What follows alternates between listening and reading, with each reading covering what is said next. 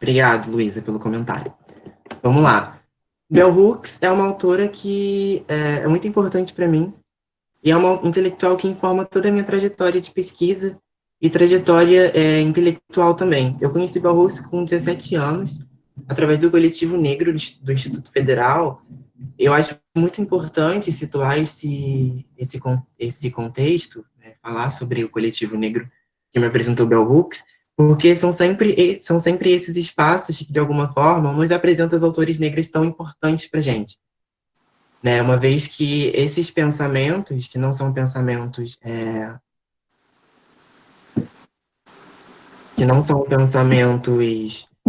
que estão totalmente localizados dentro de uma centralidade epistemológica ocidental, a gente não vai encontrar isso normalmente na academia.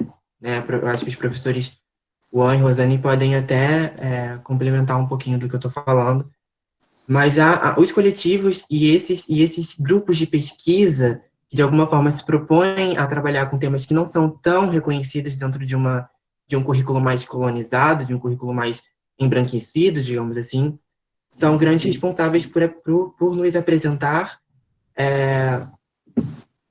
pensadores e pensadores que vão ser tão importantes na nossa trajetória intelectual. E foi assim que a Bell Hooks chegou até mim, através do tema do amor. Né? Mas quem é Bell Hooks? Bell Hooks é uma Bell Hooks é uma mulher negra, nascida na segunda metade do século XX, no sul dos Estados Unidos.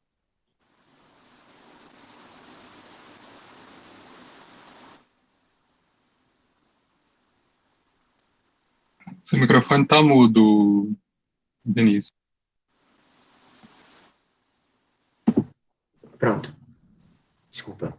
Ela é nascida Gloria Watkins, e em um determinado momento da vida dela, através da poesia e do seu contato com a teoria, e também no ato de tentar relembrar toda a trajetória de mulheres que vieram antes dela, como a sua avó e bisavó, que era a Rosa Bell Hooks, né, se eu não me engano, Rosa.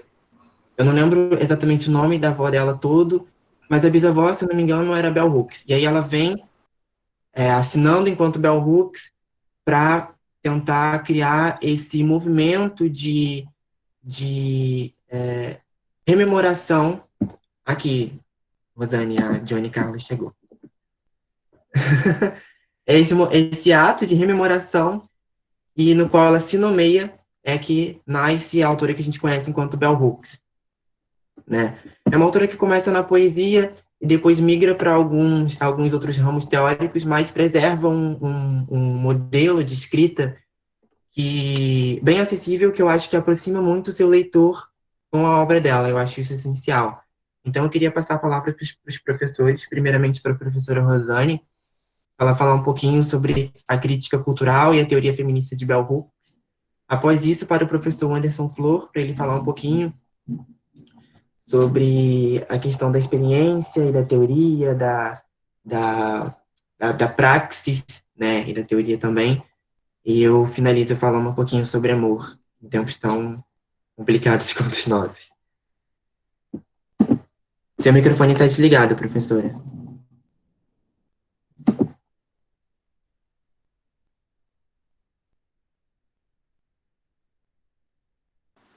Pronto.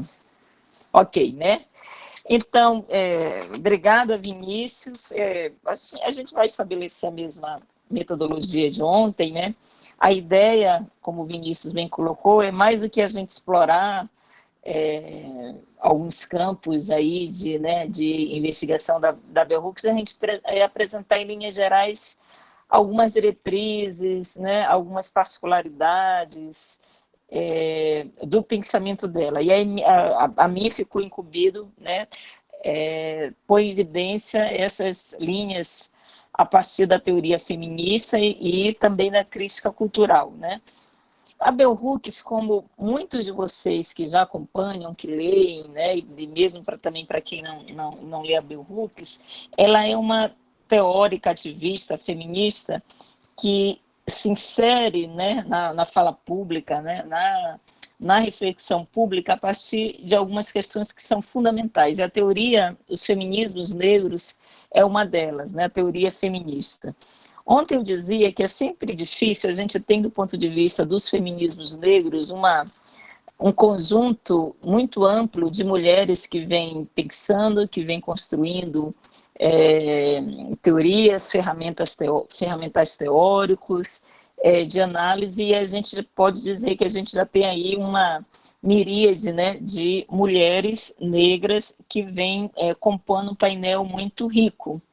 E a Bell Hooks compõe esse painel. Eu acho que, se a gente pode falar em uma especificidade do pensamento da Bell Hooks, eu destacaria, né, o que eu fiz ontem, vou fazer hoje, que é como Bell Hooks pensa o feminismo negro a partir de uma ideia, de uma base comum, de uma ideia comum. Ela insiste muito nisso. Ela vai fazer um percurso sobre as incongruências entre mulheres negras e mulheres brancas estadunidenses, e vai apontar que, para a gente nos pensarmos enquanto mulheres negras, é preciso que a dimensão racial ela aposte um outro sujeito fundamental, que é o homem negro. Então, ela conta, o feminismo de Bell Hooks é um feminismo que ela pensa, um feminismo de massa, né? Aquela pergunta da Chimamanda Adichie, feminismo para todos, tem uma inspiração muito em Bell Hooks, porque é isso que a Bell Hooks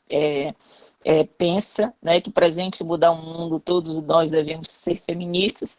E mais ainda, o feminismo precisa...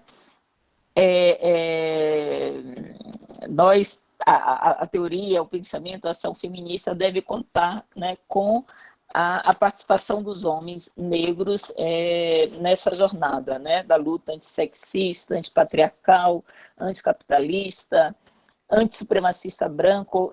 Uma das questões que, quando a Bell Hooks, ela sempre se apresenta nesses termos, né? Ela sempre fala que ela é uma mulher anticapitalista, antipatriarcal, antissexista, contra a supremacia branca, e ela já nos dá, a partir, digamos, dessas designações múltiplas, uma medida de como ela pensa as estruturas, porque também é interessante, ontem no diálogo a gente levantou isso, a gente sempre tende a achar que a Bell Hooks é a teórica da leveza, né, do amor, dos afetos, de uma teoria feminista que é pacífica, né? A Bell Hooks também é budista, né? Eu esqueci de dizer isso ontem, então muita gente olha ela por esse lado zen, mas na verdade, quando ela diz, ela parte desse lugar anticapitalista, não supremacista branco, etc. A Bell Hooks, ela é uma pensadora dos fundamentos, da raiz, da radicalidade. Tanto que nas obras dela, o termo revolução é muito presente, né? A confrontação do capitalismo é algo muito presente. Então, se engana muito quem lê a Bell Hooks a partir de uma leitura que seria apenas isso. E eu não acho nenhum demérito a gente só trabalhar com isso, mas eu estou querendo dizer que quando ela trabalha, mobiliza temas aparentemente leves, ela está indo até a raiz das nossas estruturas, né? É uma mulher que... E aí, eu acho que ontem a gente discutiu sobre isso, não é o meu tema, eu vi nisso, mas para Bell Hooks, o amor, por exemplo, é uma força de mediação, portanto, o amor é revolucionário. Essa questão, né, do amor ser uma força de mediação já nos coloca muito como ela mobiliza algumas categorias. E aí eu acho que, a partir dessas questões todas, né, o feminismo como uma praxis, né, a Bell Hooks junta a teoria e prática de modo, ela acaba solucionando alguns aparentes dilemas que nós atravessamos, né, em relação à teoria, em relação à academia, em relação às nossas práticas, nossas vivências, porque a Bell Hooks nos ensina que a vivência, a nossa existência, ela é política. O pessoal é político da terceira onda do feminismo, né, do feminismo ocidental, é o que Bell Hooks trabalha como dizendo, olha, o que nós vivemos já é o arcabouço da nossa intervenção no mundo. Então, eu acho que ela tem aí uma contribuição para a gente pensar os feminismos a partir das nossas vivências, das nossas existências, e como a gente se coloca no mundo, os modos em que a gente procura estar no mundo, que são modos fundamentalmente políticos.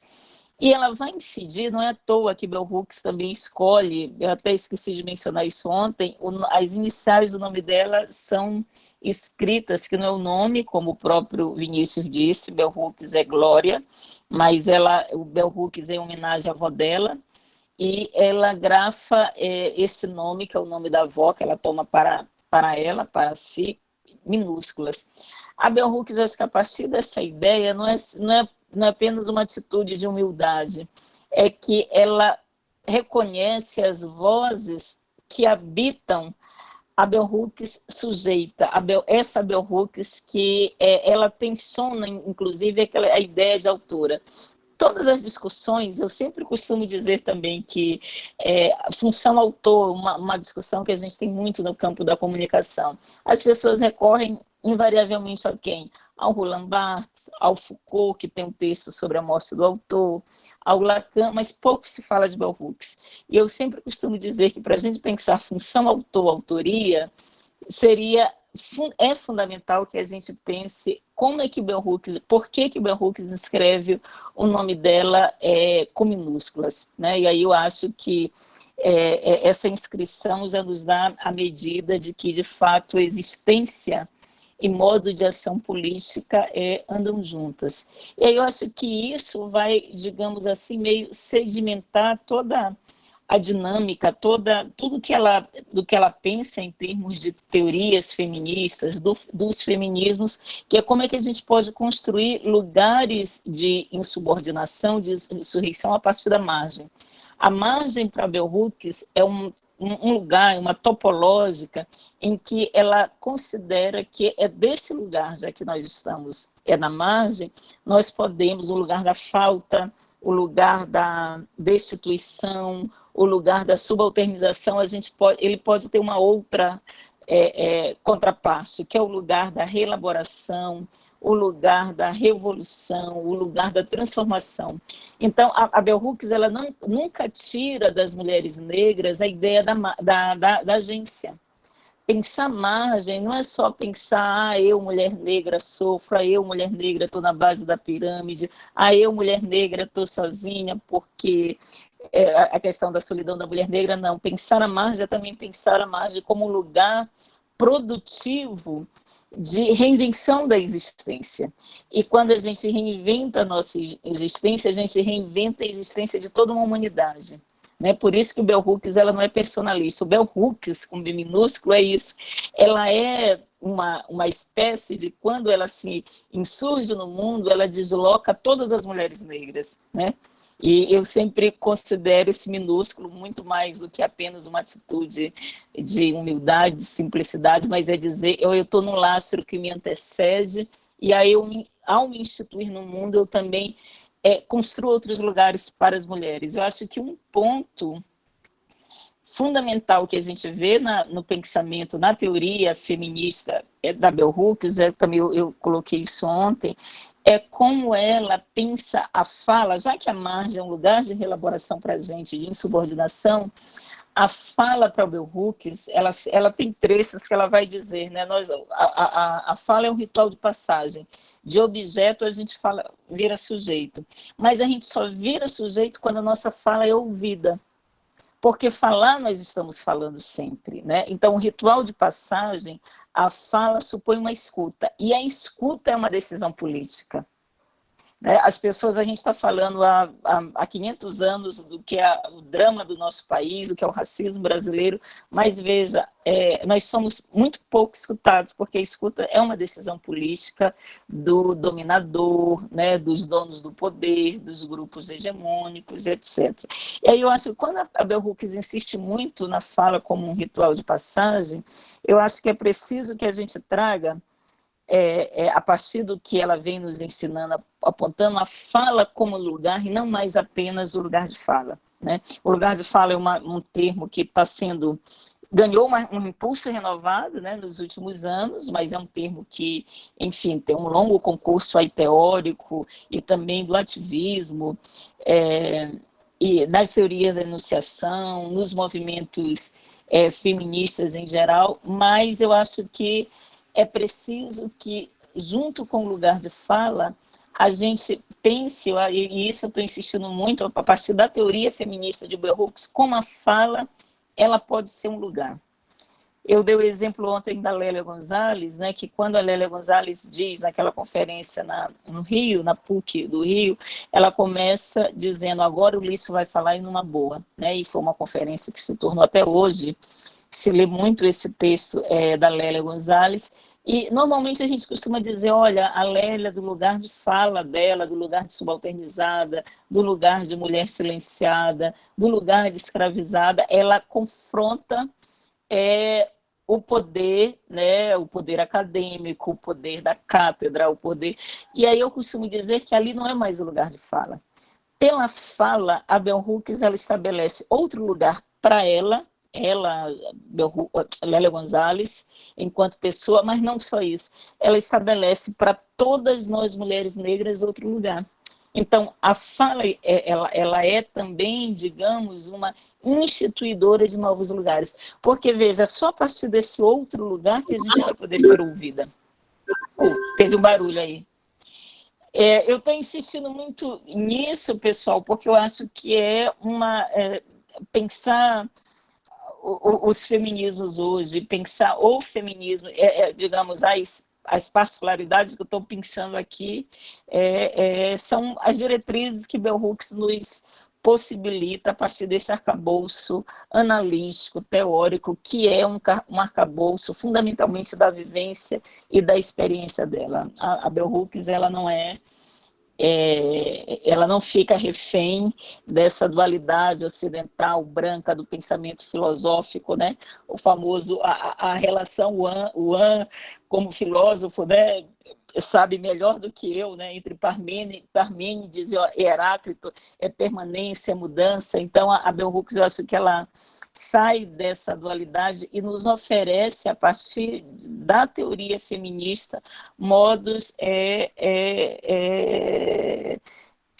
da gente se colocar no mundo, né? Que é isso, como é que a gente atua e como que a gente se põe no mundo. Eu acho que a teoria da Bell Hooks ela é fundamental nisso. E só para encerrar esse tópico, para ir rapidamente para a crítica cultural, o que eu já disse, ela também arrola o homem negro na sua responsabilidade, né? Ela não tira do homem negro o papel de sujeito, de responsabilidade, também por homens negros subscreverem o patriarcado, mas ela também não cai numa armadilha de achar que o homem negro é o inimigo das mulheres negras, né? Que o homem negro, eu acho que ela consegue um equilíbrio interessante para a gente pensar como gênero, raça, patriarcado são marcadores, né, como a gente costuma também dizer muito hoje, os marcadores sociais das diferenças, que vão tolhendo, esculpindo subjetividades que são fraturadas, né? E ela aponta como essa subjetividade do homem negro foi e perpetuamente fraturada por essa lógica patriarcal, capitalista e racista. Acho que outro ponto que é interessante a gente sempre também, voltando, né, essas camadas, eu digo que a Bell Hooks é essa filósofa pensadora, historiadora, enfim, de camadas, né? E uma camada importante é essa camada que ela faz da crítica cultural. E, sob esse ponto de vista, eu acho que ela é contemporânea do seu tempo, porque a Bell Hooks ela se volta para o cinema, para o teatro, enfim, para os bens simbólicos, para os bens artísticos, né, para os bens midiáticos, para pensar como os imaginários de ontem eles permanecem hoje, né? Porque o que define a permanência de imaginário é uma condensação de um repositório de imagens, né? Então você tem uma fixação aí de imagens sobre coisas e pessoas, isso se fixa, isso se condensa e isso oferece num tempo longo digamos assim, elementos para que a gente sempre use desse repositório memorial como se ele fosse algo do presente, né? O Miyakoto tem uma frase que eu gosto muito, que ele diz o seguinte, que é sempre o antigo que nos governa, sujeito a novas nacionalidades, né? Eu acho que a gente está sendo governada pelo antigo patriarcal do século XVI, né, em pleno 2021, e ele diz, só que sujeito a novas nacionalidades. Né? Eu acho que quando a Bell Hooks ela se volta para a análise de filmes, ela está flagrando como esse antigo ele permanece a história do Faulkner, o passado que não passa. E aí ela faz isso de maneira exemplar. Eu vou ler só um parágrafo do livro Olhares Negros. Ela tem 2 livros ligados. Em relação à teoria feminista, ela tem vários livros. Eu não sou uma mulher, que ela considera que é um livro mais importante para ela, né, para a autorrecuperação dela. Ela tem um livro da teoria feminista. Enfim, eu posso passar para vocês, porque como são vários livros que ela tem artigos sobre o feminismo, eu acabei não priorizando, né, mas apresentei esse painel. Mas sobre crítica cultural a gente consegue localizar, digamos assim, 2 livros mais específicos, que são esses livros aqui. Eu teria também na estante pegado o feminismo, mas eu acho que esses 2, Olhares Negros, Raça e Representação, que eu tive a alegria e a honra de fazer o prefácio, e o Anseios, Raça, Gênero e Políticas Culturais, que o prefácio foi da Luciane, são 2 livros que a gente pode localizar como livros mais voltados para essa crítica cultural. E em Olhares Negros ela vai dizer o seguinte, né, um livro de crítica cultural que eu tenho escrito é tão essencial para a nossa compreensão das ligações entre raça, representação, questões de autodefinição das pessoas negras e a descolonização de todos nós quanto Olhares Negros. E, no entanto, este é um livro que eu desejaria de todo o coração que já não fosse relevante na atualidade, pois, se fosse assim, uma significativa revolução de valores teria acontecido em nossa sociedade e então não seríamos mais bombardeados por imagens profundamente negativas do que ser negro, imagens que atacam a psique de todos. Eu acho que a Bell Hooks, sob esse ponto de vista, ela é também uma mulher que pensa a constituição subjetiva a partir dessa psicologia, né, e de uma psicologia racista, mas ela também oferece elementos para a gente pensar uma psicologia antirracista, né, como essas imagens elas acabam contribuindo para aquelas subjetividades fraturadas, né? E aí ela vai avaliar filmes, né? Eu lembro que quando eu li a crítica dela para o Asas do Desejo, do Wim Wenders, que é um filme que eu gosto muito, falei assim, nossa, até Asas do Desejo não escapa, né? Ela faz uma crítica também radical ao Spike Lee no Faça a Coisa Certa, em relação à questão das mulheres. Ou seja, é uma mulher que está muito antenada, né, com esses regimes de imagem, regimes de visibilidade, sempre pensando isso, né? Como esse imaginário, digamos, fundante, de uma matriz fundante, esse imaginário da escravidão, do olhar, nós sempre fomos mercadorias de olhares, como é que ele se mantém hoje e como Hollywood mantém esse olhar do colonizador, né, sobre nós. Eu acho que isso é fundamental e que serve para nós, né, enquanto Brasil, enfim, serve para toda a diáspora africana. Mas, gente, eu ficaria por aqui, porque, como a gente disse, são só diretrizes. Agora é o professor Juan, o querido Juan, e depois a gente abre, acho que no debate a gente pode explorar alguns pontos que, porventura, não mencionei agora. Tá bom? Passo a bola agora para o Juan. Bom, agradeço, Rosane, e de novo agradecer o Vinícius por essa oportunidade de interagir aqui, né, com vocês, em tempos em que talvez seja tão premente que a gente se volte a pensar em abordagens, em perspectivas que nos sejam úteis para atravessar o tempo que a gente vive agora, né? E acho que a Bell Hooks é uma dessas figuras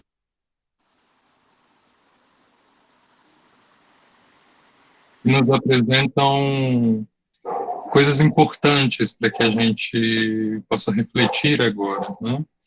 Eu tenho trabalhado com ela já há algum tempo, sobretudo porque eu trabalho também com formação docente, né? Eu trabalho com a formação de professoras e professores de filosofia, e ela tem sempre, né, sido uma figura muito importante, muito potente, né, nas nossas trajetórias formativas. E aí, eu sempre costumo situar, né, o modo como a Bell Hooks me afeta e como ela aparece no meio das minhas abordagens prediletas para o trabalho, exatamente por uma dessas coisas que a Rosana já chamou a atenção, né, e para mim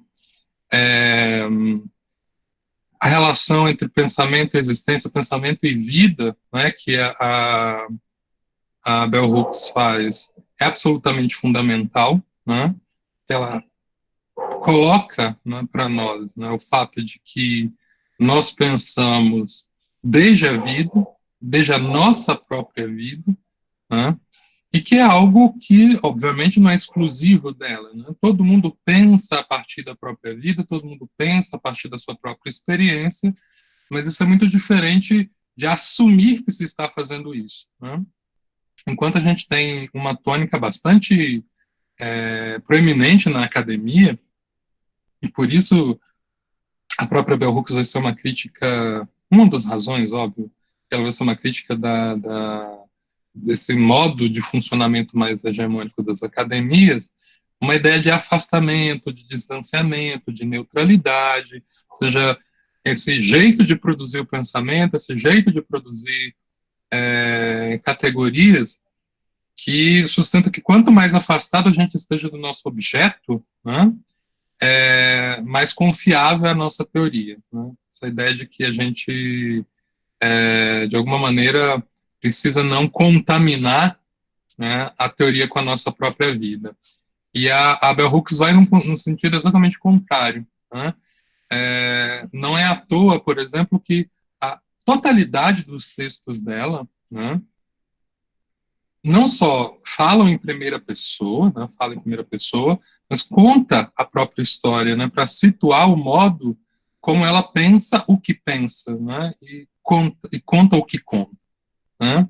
E exatamente por isso que também a Rosane chamou a atenção, dessa ideia da função fundamental da fala, né, como vetor de transformação, de situação dos sujeitos, né, que os sujeitos se percebam também nas falas, sobretudo quando a gente percebe, né, em contexto em que as falas são silenciadas, que significa que as pessoas não precisam reivindicar a fala, mas reivindicar espaços em que a escuta se dê, né? Ontem a Rosane chamava, inclusive, a Spivak para a nossa discussão, que é uma autora genial, e ela vai se perguntar se os subalternos e as subalternas falam, e a resposta dela é categoricamente não, e não falam não porque elas não abram a boca para gesticular sons, não é? E não se expressem, mas porque a fala é um fenômeno relacional. Para que alguém fale, tem que ter na interlocução alguém que escute.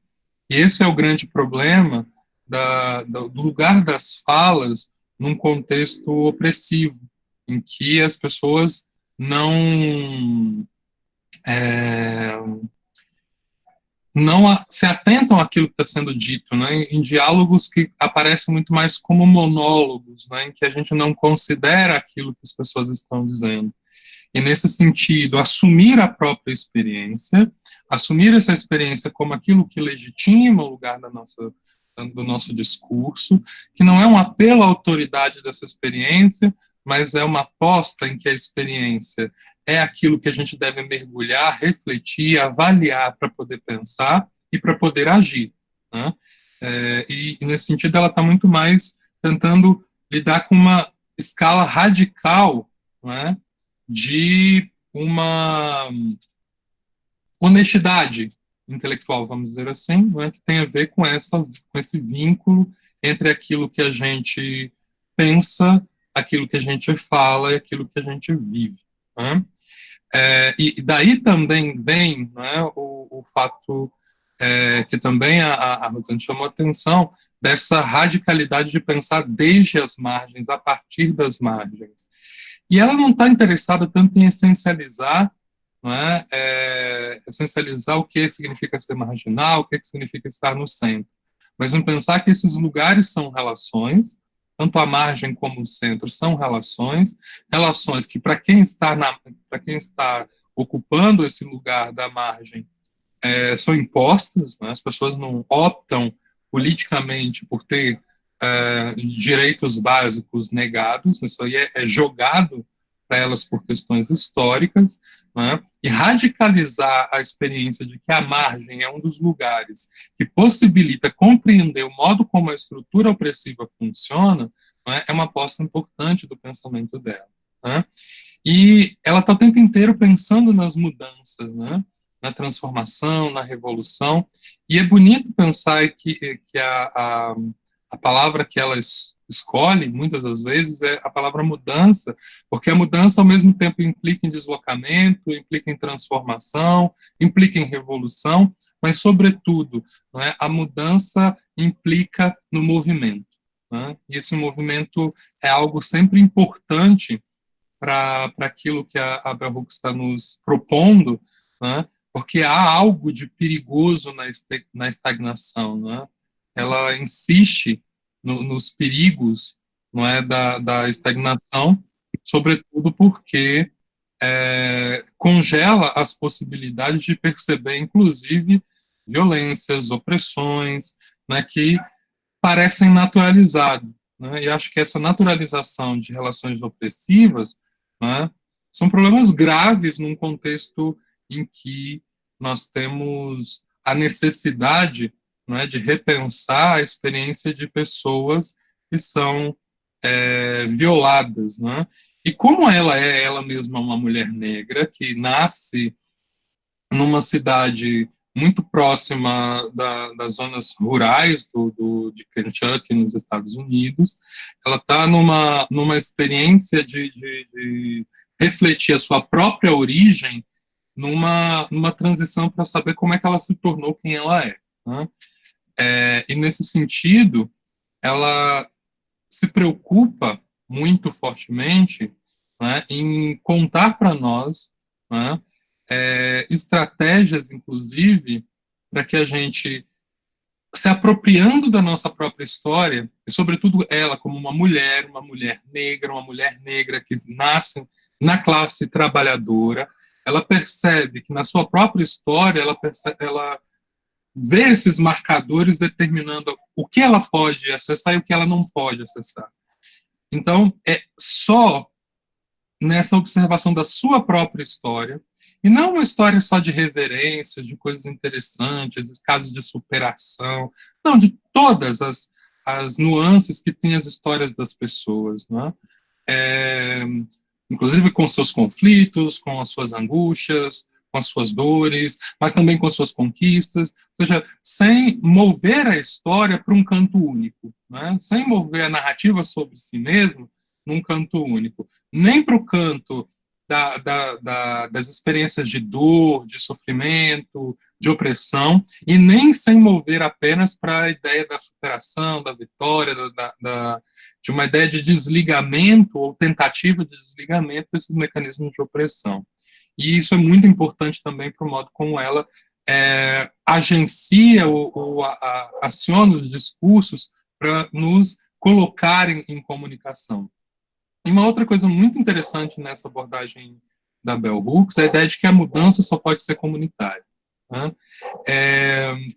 Ela está o tempo inteiro agenciando uma ideia de que apenas na essência do coletivo, né, é que nós podemos nos fortalecermos e procurar construir caminhos para a mudança que ela tanto almeja. Né?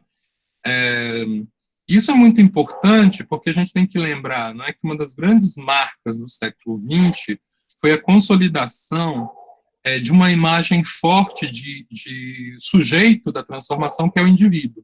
Né?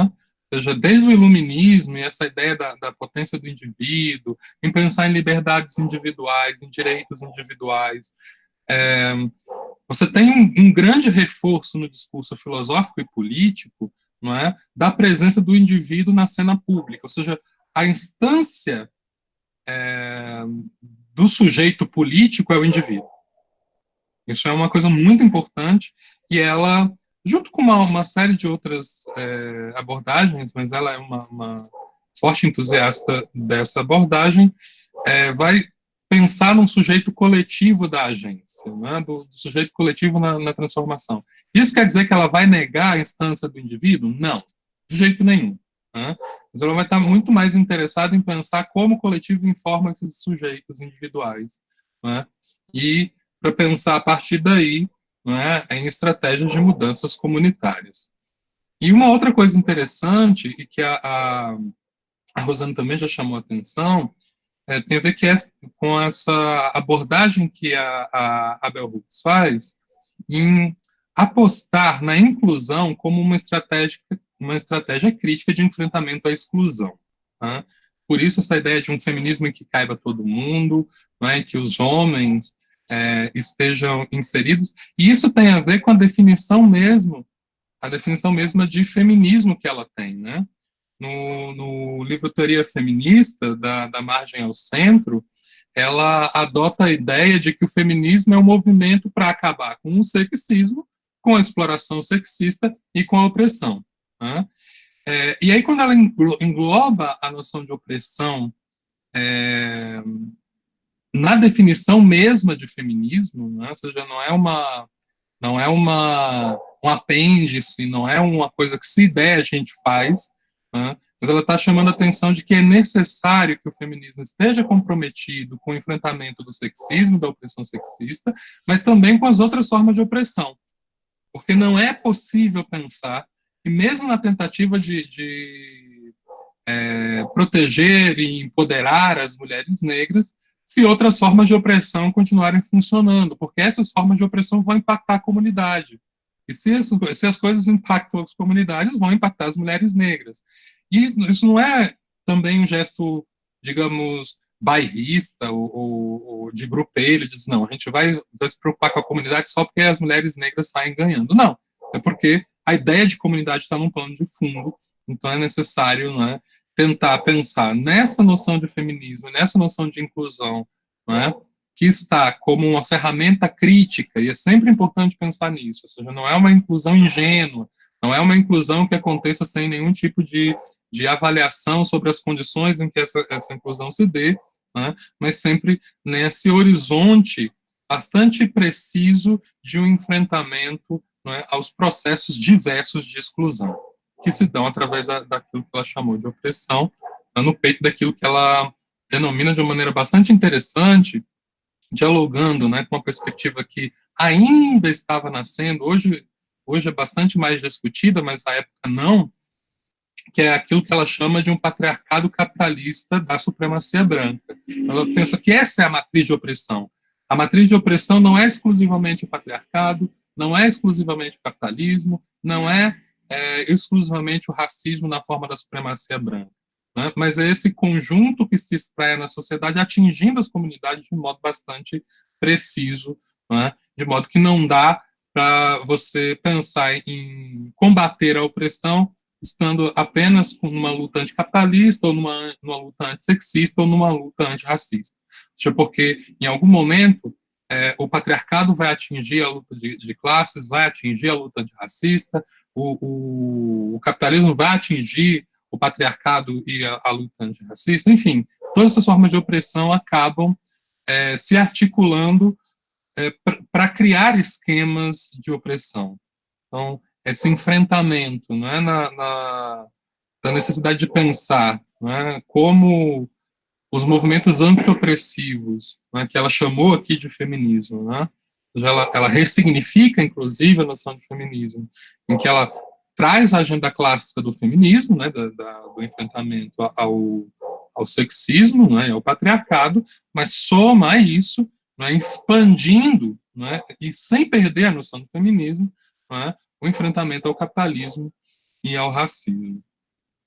Então, ela acaba criando em função... E veja, porque isso é o que a gente encontra nas comunidades. Na comunidade, se ela né, se ela está ocupada em uma mudança que seja comunitária, ela não vai poder se preocupar com aquilo que é apenas parte do que aflige a comunidade. Ou seja, ou a gente se preocupa com tudo que ataca a comunidade, ou a gente vai continuar deixando a comunidade em sofrimento em uma medida ou em outra. Tá?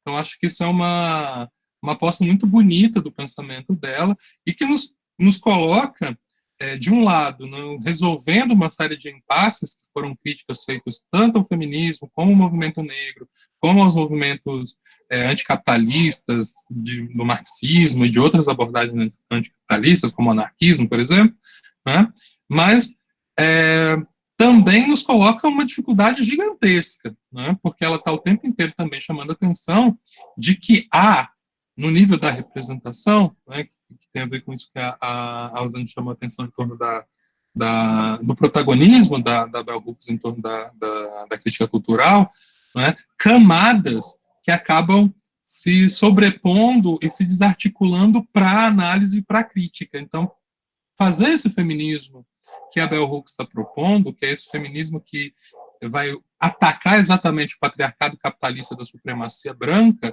nos dá muito mais trabalho. Mas esse trabalho não deve nos esmorecer, porque é muito mais tranquilo a gente ficar com a nossa agenda única, ficar só com parte da questão para discutir, mas, de maneira bastante substancial, a comunidade é atingida por vários mecanismos de opressão. Né?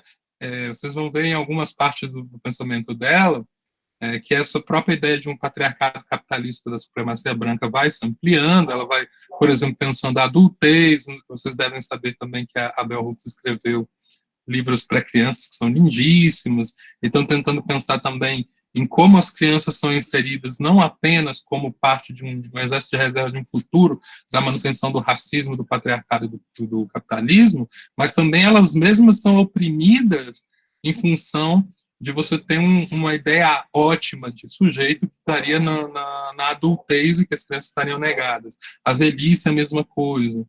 Então, ela está o tempo inteiro pensando que esse feminismo pode se abrir ainda mais para inserir outros elementos de enfrentamento à opressão. E isso tem a ver com o fato de que ela tem como plano de fundo, ela é, antes de qualquer coisa, uma pensadora política. Né? E ela está entendendo, né, que a política vai informar a nossa relação com a arte, a nossa relação com a educação, a nossa relação com o ativismo, a nossa relação com as políticas públicas, a nossa relação com o corpo, com o erotismo, com o afeto. Ela está entendendo que a política é uma espécie de pano de fundo da existência humana. O que nos faz humanos, em alguma medida, é estarmos em relações políticas tensas, conflituosas, e que é no interior dessa mesma política que a gente pode imaginar essa mudança que ela tanto nos propõe. Né? E é aqui, né, que ela traz para a gente uma ideia muito interessante de pensar a política, né, como um modo de imaginar o futuro. Né? Ou seja, a política, se ela é o campo, né, em que a própria humanidade se forja, não pensando a humanidade como um dado, como nada natural, mas como também feito a partir daquilo que nós agenciamos na nossa própria história, né, ela também é uma maneira de imaginar o futuro. E é também o momento em que nós tomamos a decisão se nós queremos um futuro com mais ou menos opressão. E esse é um ponto fundamental para ela. Né? Essa ideia do livro Anseios, isso aparece explicitamente. E é muito importante, porque aí ela nos chama atenção, isso a Rosane já chamou atenção também, do modo como a representação tem um papel crucial na política. Muitas vezes a gente pensa que a representação, ou chamando atenção numa palavra que a gente tomou muito como uso atualmente, que é a ideia de representatividade, que ela é uma espécie de acessório para a luta política, né? E ela chama a atenção que não. A representação tem a ver com as imagens que nós construímos do mundo, de nós mesmos e nós mesmas, e das relações que nós somos capazes de estabelecer, né, em função dessas representações. E isso é absolutamente fundamental para o pensamento da Bell Hooks. Ou seja, é importante que a gente entenda como as representações funcionam, né, para entender também como elas são ferramentas políticas, porque também na política nós operamos com imagem, a imagem de mundo que nós queremos, que mundo é, como a gente representa esse mundo, né? Representação que nós temos de nós mesmos. E, por exemplo, a gente pode pensar nessa ideia que o Fanon chamou a atenção já de uma maneira bastante potente, ainda na metade do século passado, de como uma ferramenta importante do colonialismo racista é exatamente a construção do auto-ódio das pessoas negras por si mesmas, né? E isso só é feito porque a gente faz circular uma representação das pessoas negras ou das pessoas não brancas a ponto de desejarem aquele sujeito que as oprime e negar aquilo que são. Ou seja, tem a ver com a negociação tensa entre as imagens, entre as representações que são culturalmente construídas e que passam pela arte, pela educação, pela própria política, né, pensando nessa política institucional, pelo nosso conjunto de leis, pela literatura, enfim, por uma série de mecanismos que, de uma maneira bastante intensa, não é, nos trazem modos de nos relacionarmos com essa mesma representação. E por isso é absolutamente fundamental uma crítica da representação. Não dá para pensar, por exemplo, que a gente vai derrotar o racismo se a gente apostar numa representação dos povos brancos como supremos ou superiores. Né? Não dá para pensar na superação do patriarcado se a gente ainda tem a ideia de que as mulheres são inferiores. Isso são representações, são imagens. E são imagens que a gente faz circular muitas vezes sem perceber e que funcionam no nosso imaginário. Ela determina também o modo como o nosso imaginário, a nossa expectativa, a nossa capacidade de fazer projetos de uma maneira bastante intensa se articulem ou parem. Né? Isso é muito importante. Quando a gente olha hoje, por exemplo, o que aconteceu de 2013 para cá com essa força do negacionismo, por exemplo, isso que a gente está chamando de negacionismo, né? O que tem a ver com isso? A gente tem vendido uma imagem do que seja ciência, né? Ou seja, construir uma representação do que seja ciência, a ciência que nós vemos fazendo aí nos últimos 200, 300 anos, né? Como algo ideológico. Né? E enquanto que essas teses conspiratórias que aparecem por aí, como a Terra é plana, como vacina não funciona, como de fato as pessoas negras são inferiores, discursos que funcionavam sempre no subsolo da relação com o chamado politicamente correto, né? Mas que com o negacionismo acabou se empoderando, ou seja, nós convertemos escalas de representação a ponto de fazer com que a própria ciência fosse negada. Um resultado óbvio disso, por exemplo, que as pessoas pararam de tomar vacinas e doenças que a gente tinha visto sumir há muito tempo, como é o caso do sarampo, retorna. Isso são agências de representação. A gente criou a representação da vacina como um mal. Não importa que a gente tivesse a ciência dizendo o contrário, porque não é disso que se trata, mas não é a verdade. A representação não tem relação com a verdade. A representação tem relação com o que a gente quer que o mundo seja. E esse é um grande ponto. Né? E aí você tem grandes jogos de força em questão, e por isso é tão fundamental pensar o papel da representação na política. A representação não é um detalhe, não é meramente estético, e pelo contrário, né, talvez uma das grandes vitórias, digamos assim, do pensamento da Bell Hooks é mostrar que a estética não é um campo periférico nas nossas relações humanas. Isso é absolutamente central, porque é na estética que a gente forja e faz circular representações, né? e impede que algumas representações também sejam criticadas. Por isso, a estética e a política acabam se articulando de maneira bastante intensa, né? E todos esses elementos incidem no modo como a Bell Hooks está ocupada em pensar a educação, né? Ela é uma professora, né? Já desde de muito jovem ela se forma, e a primeira coisa que vai fazer depois de formada, né, trabalhando com estudos culturais que estavam nascendo na época em que ela se forma, estudos literários, e a própria língua inglesa, que a língua inglesa quem hospedou no primeiro momento nos Estados Unidos os estudos culturais e os estudos de representação, ela vai ser professora já no primeiro momento, né, e vai sempre contando a partir da sua própria história, para lembrar o que a gente dizia antes, né, esse trajeto entre aquilo que ela foi como estudante e aquilo que ela deseja ser como professora. Então, vai ver quais são as dificuldades em tentar, por exemplo, tirar a sua turma de estudantes de um estado de mera reprodução acrítica ou da veiculação de abordagens meramente reprodutoras, né? E ela se empaca com uma das coisas mais interessantes que ela chama atenção e que a gente muitas vezes diz, né, mas não leva muito a sério. A gente tem um ditado de que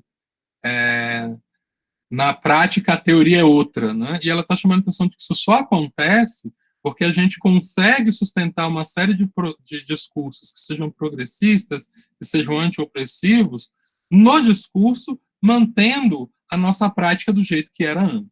Ou seja, ela vai chamar a atenção de que no contexto educacional nós tínhamos uma série de discursos anti-opressivos ou progressistas, para usar a expressão que ela utiliza no Ensinando a Transgredir, mas que a prática desses professores e professoras que sustentavam esses mesmos discursos era descolada das abordagens teóricas que ela enxerga como progressistas, né?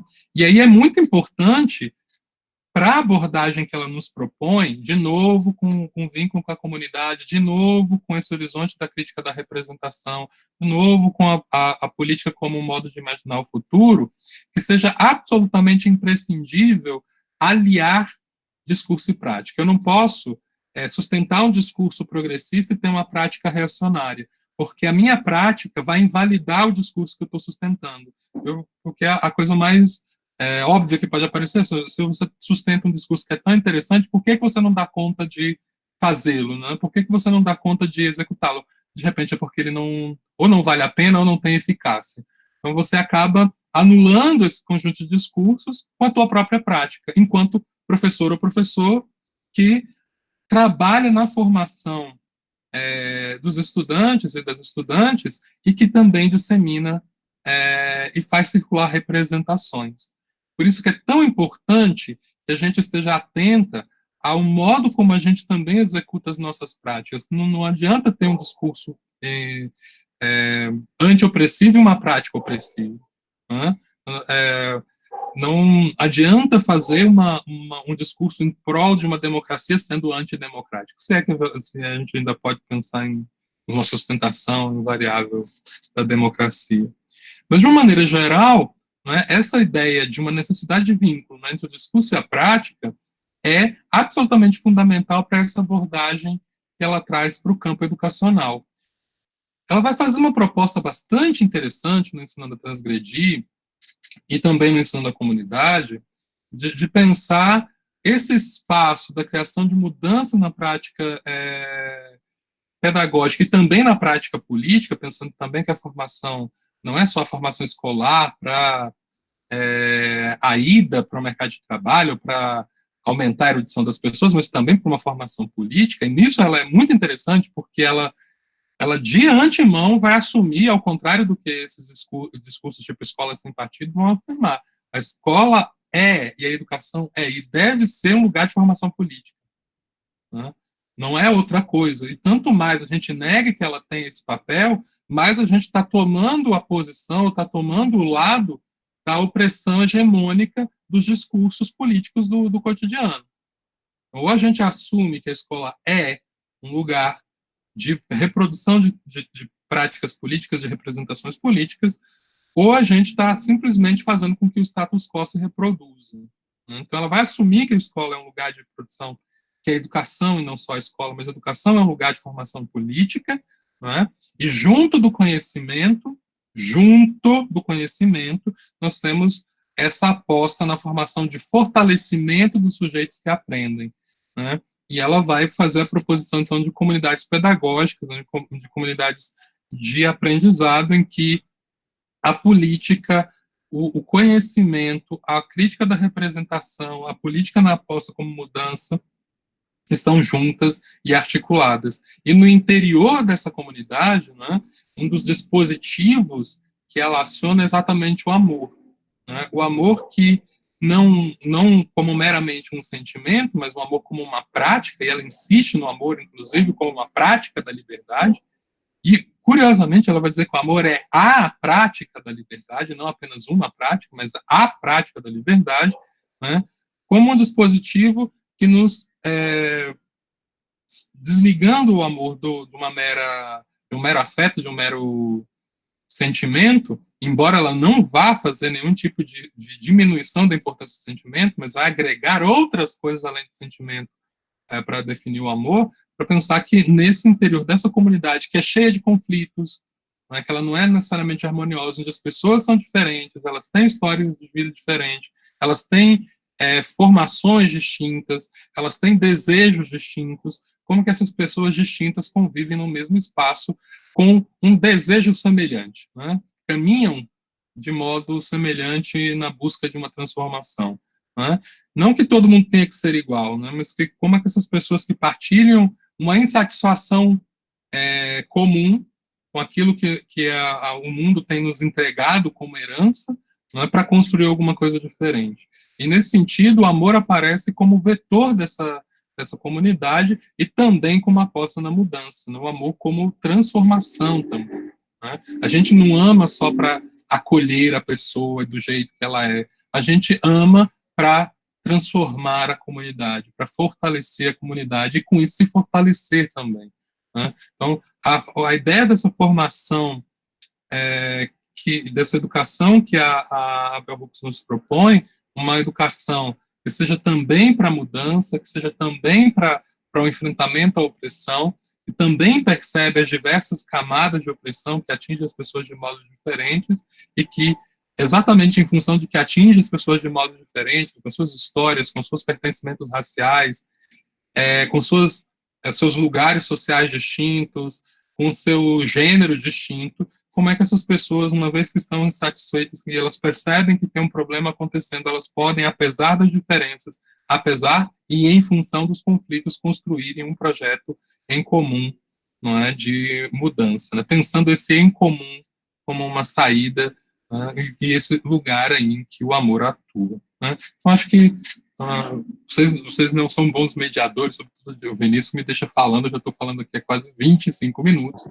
para devolver a palavra para a gente continuar conversando. Só para umas provocações iniciais. Muito obrigado pelas ótimas colocações. Tem um trecho de um livro que a Rosane citou, que é o Anseios, que eu queria ler para vocês, de um dos meus ensaios favoritos, que é um ensaio que se chama Margem como um espaço de abertura radical. Tem muito a ver com o que a Rosane estava falando, e esse ensaio ele termina dessa forma. Eu acho. Tá ligado o microfone. Eu tinha sem querer desligado. Vamos lá. Eu me situo na margem. Parto de uma distinção definida entre a marginalidade que é imposta pelas estruturas opressivas e a marginalidade pela qual se opta como espaço de resistência, como lugar de abertura e possibilidades radicais. Esse local de resistência é formado constantemente naquela cultura segregada de oposição que representa a nossa resposta crítica à dominação. Chegamos a esse espaço passando por sofrimento e dor, passando por luta. Sabemos que a luta alegra, encanta e satisfaz o desejo. Somos transformados individualmente, coletivamente, à medida que criamos um espaço criativo radical que afirma e sustenta nossa subjetividade, que nos dá um novo lugar a partir do qual podemos articular nosso sentido de mundo.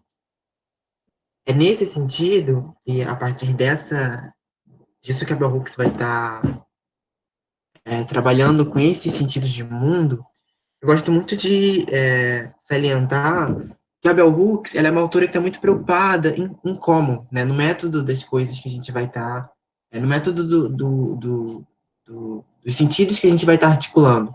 Não que os próprios sentidos não sejam importantes, claro que são, de fato são.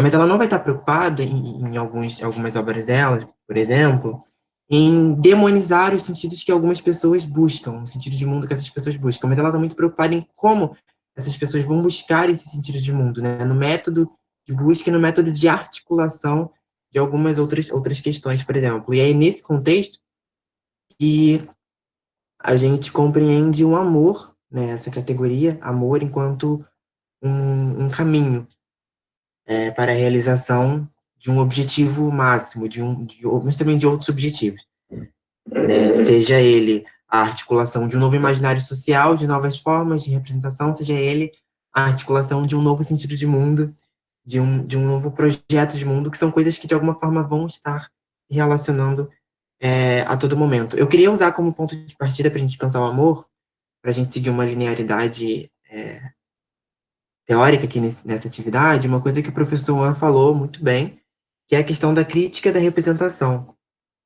É porque a Bell Hooks, por exemplo, no livro Salvation, que é um livro que vai ser traduzido esse ano pela editora Elefante, esse ano ou ano que vem,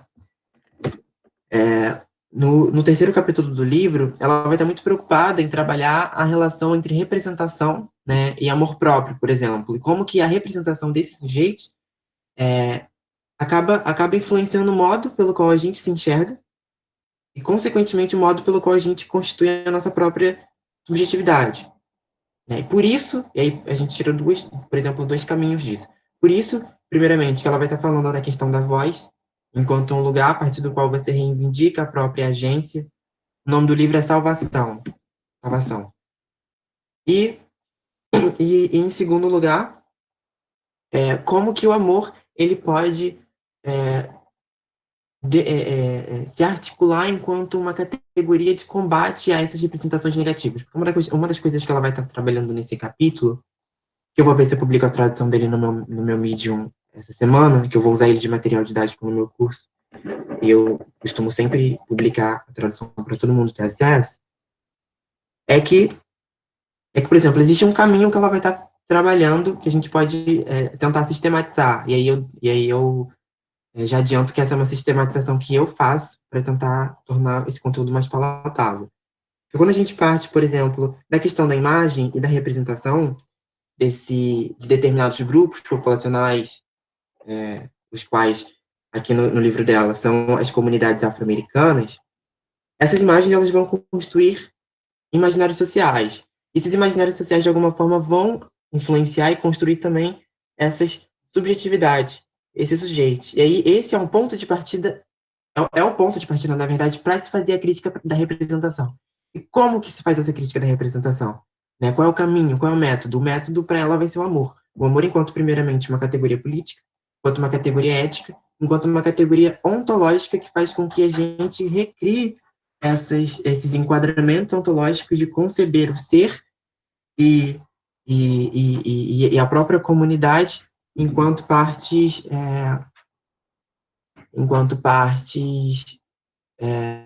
importantes para se reivindicar um novo projeto de sociedade. E uma coisa muito importante quando a gente vai falar de amor é que, para Bell Hooks, é que isso exige da gente um deslocamento do que a gente compreende por comunidade. E aí essa distinção entre eu e o outro, por exemplo, ela já deixa de ser crucial, ela deixa de ser importante, e a comunidade ela passa a ser um espaço onde a gente começa a criar um vínculo de relação intervital entre as partes constituintes dessa comunidade. Essa ideia, por exemplo, é inconcebível num sistema capitalista, que é um sistema que mercantiliza até os nossos afetos. Isso é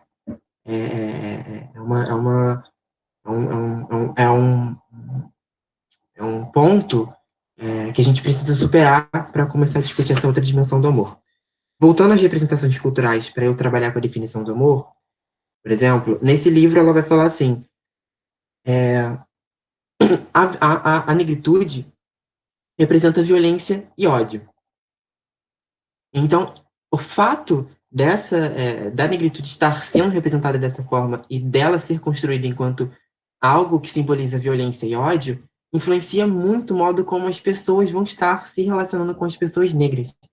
E aí, é nessa articulação do amor, enquanto uma categoria que rompe com esse regime de representação negativo, que a gente recria as formas de relação social, né?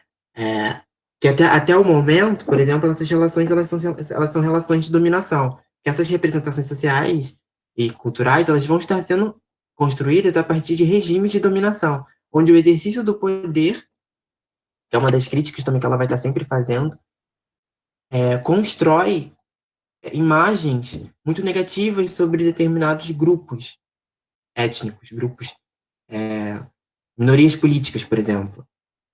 Né? Tanto que uma das coisas que ela vai falar quando ela vai trabalhar com a ética do amor é que onde há dominação não pode haver amor. Porque o amor, ele é um caminho pelo qual você combate a dominação, pelo qual você combate os sistemas de dominação que vão estar sendo articulados pelo que ela vai estar chamando de patriarcado capitalista e imperialista de supremacia branca.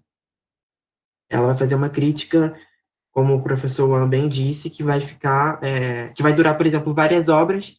Alguns momentos isso vai ficar muito claro, como, por exemplo, na obra We Real Cool, né, que vai sair também pela Editora Elefante esse ano. Mas isso também vai estar sendo muito discutido nos livros sobre amor, da Bell Hooks, que para mim são livros centrais para a gente pensar um novo projeto de sociedade. E aí, mas o que seria esse amor, né? O amor, para Bell Hooks, ela vai falar assim, porque quando a gente pensa em amor, por exemplo, a gente pensa sempre numa dimensão que está muito restrita ao afeto, ao romance, e algumas vezes uma dimensão que está restrita também à questão erótica, à aproximação sexual, enfim. Ela vai falar assim, no livro Tudo sobre Amor. Afeto é apenas um ingrediente do amor. Para verdadeiramente amarmos, nós precisamos aprender a misturar vários ingredientes. Cuidado, afeto, reconhecimento, respeito, compromisso, confiança, bem como uma comunicação aberta e honesta. E o nosso problema com o amor, né, diz a Hooks, é porque a gente não sabe o que é o amor. Então, se a gente quer traçar um caminho em direção ao amor, a esse princípio que tem uma promessa de um novo de um novo projeto de sociedade, a gente precisa partir do ponto onde a gente sabe o que é o amor, onde a gente define o nosso caminho, né? Porque como a Hooks, eu acho isso muito legal. Como ela é uma autora formada em áreas da língua, da linguística, ela vai estar sempre muito preocupada em definição. Tanto que quando ela vai falar de feminismo, ela vai definir o que é feminismo. Quando ela vai falar de amor, ela vai definir o que é amor. Ela está sempre preocupada em fazer com que a teoria que ela vai estar produzindo chegue a quem realmente deve chegar. Né? E aí o amor, então, é essa dimensão que abarca muitas outras dimensões do que a gente entende por amor. Amor romântico, afeto, amor entre amigos, atração sexual, mas também o cultivo de uma relação de cuidado para com a vida dessas pessoas que a gente concebe como outro, né? Nesse distanciamento que a gente costuma fazer entre a gente e o outro.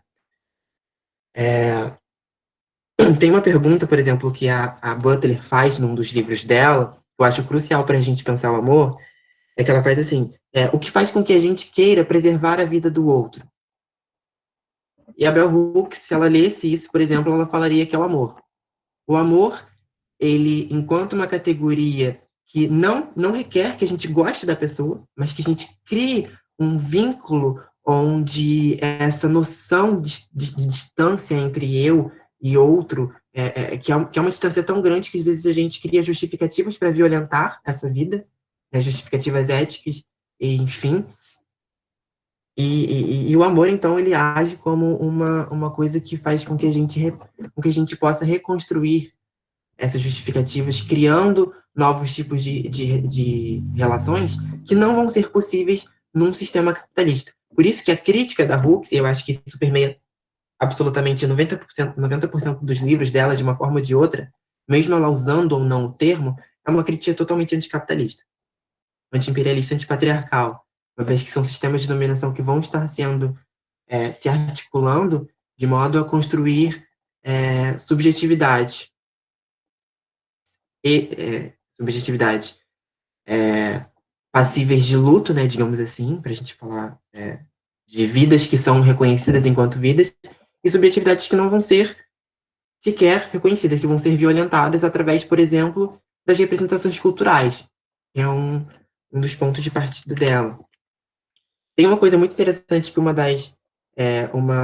pesquisadora chamada Katie Glass vai falar em um livro sobre a Hooks, que é esse livro aqui, Perspectivas Críticas sobre Bell Hooks, publicado pela Routledge em 2009. Não, eu acho que ele não tem tradução, não sei se tem previsão para sair tradução desse livro. Tem um artigo desse livro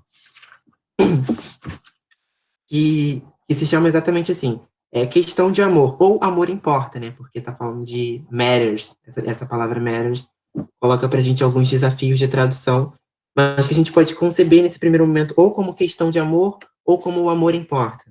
Vai depender. Quando a Bell Hooks, por exemplo, usa, e aí eu tô abrindo um parênteses rapidinho, quando a Bell Hooks ela usa essa palavra matter, geralmente ela tá falando this is the heart of the matter, esse é o coração da questão, no sentido de questão. Mas também pode ser, por exemplo, algo como sinalizar a importância de uma questão. Esse termo é um termo que coloca pra gente desafios. E a pesquisadora, ela termina o capítulo dessa forma. Certamente, o amor sozinho, ele não põe fim às dificuldades. Mas, como ilustrado em Amada, que é um livro da Toni Morrison, o amor nos dá a força para lidar com as dificuldades de forma construtiva. Quase tudo pode ser melhorado pela presença do amor. Mas, e aí ela está citando Hooks, né? Mas, mesmo quando a gente não pode mudar a exploração e dominação em curso, o amor dá sentido à vida, o amor dá sentido, propósito e direção à vida, como diz Hooks. O amor sozinho pode não nos dar a solução para todas as doenças da sociedade, para todos os males da sociedade, mas ele certamente cria as condições que nos conduzirão a uma mudança significativa. E para mim, né, a leitura que eu faço da Hooks, enquanto uma intelectual, uma das intelectuais mais importantes do nosso pensamento negro contemporâneo, de uma intelectual que está sempre pensando caminhos, né?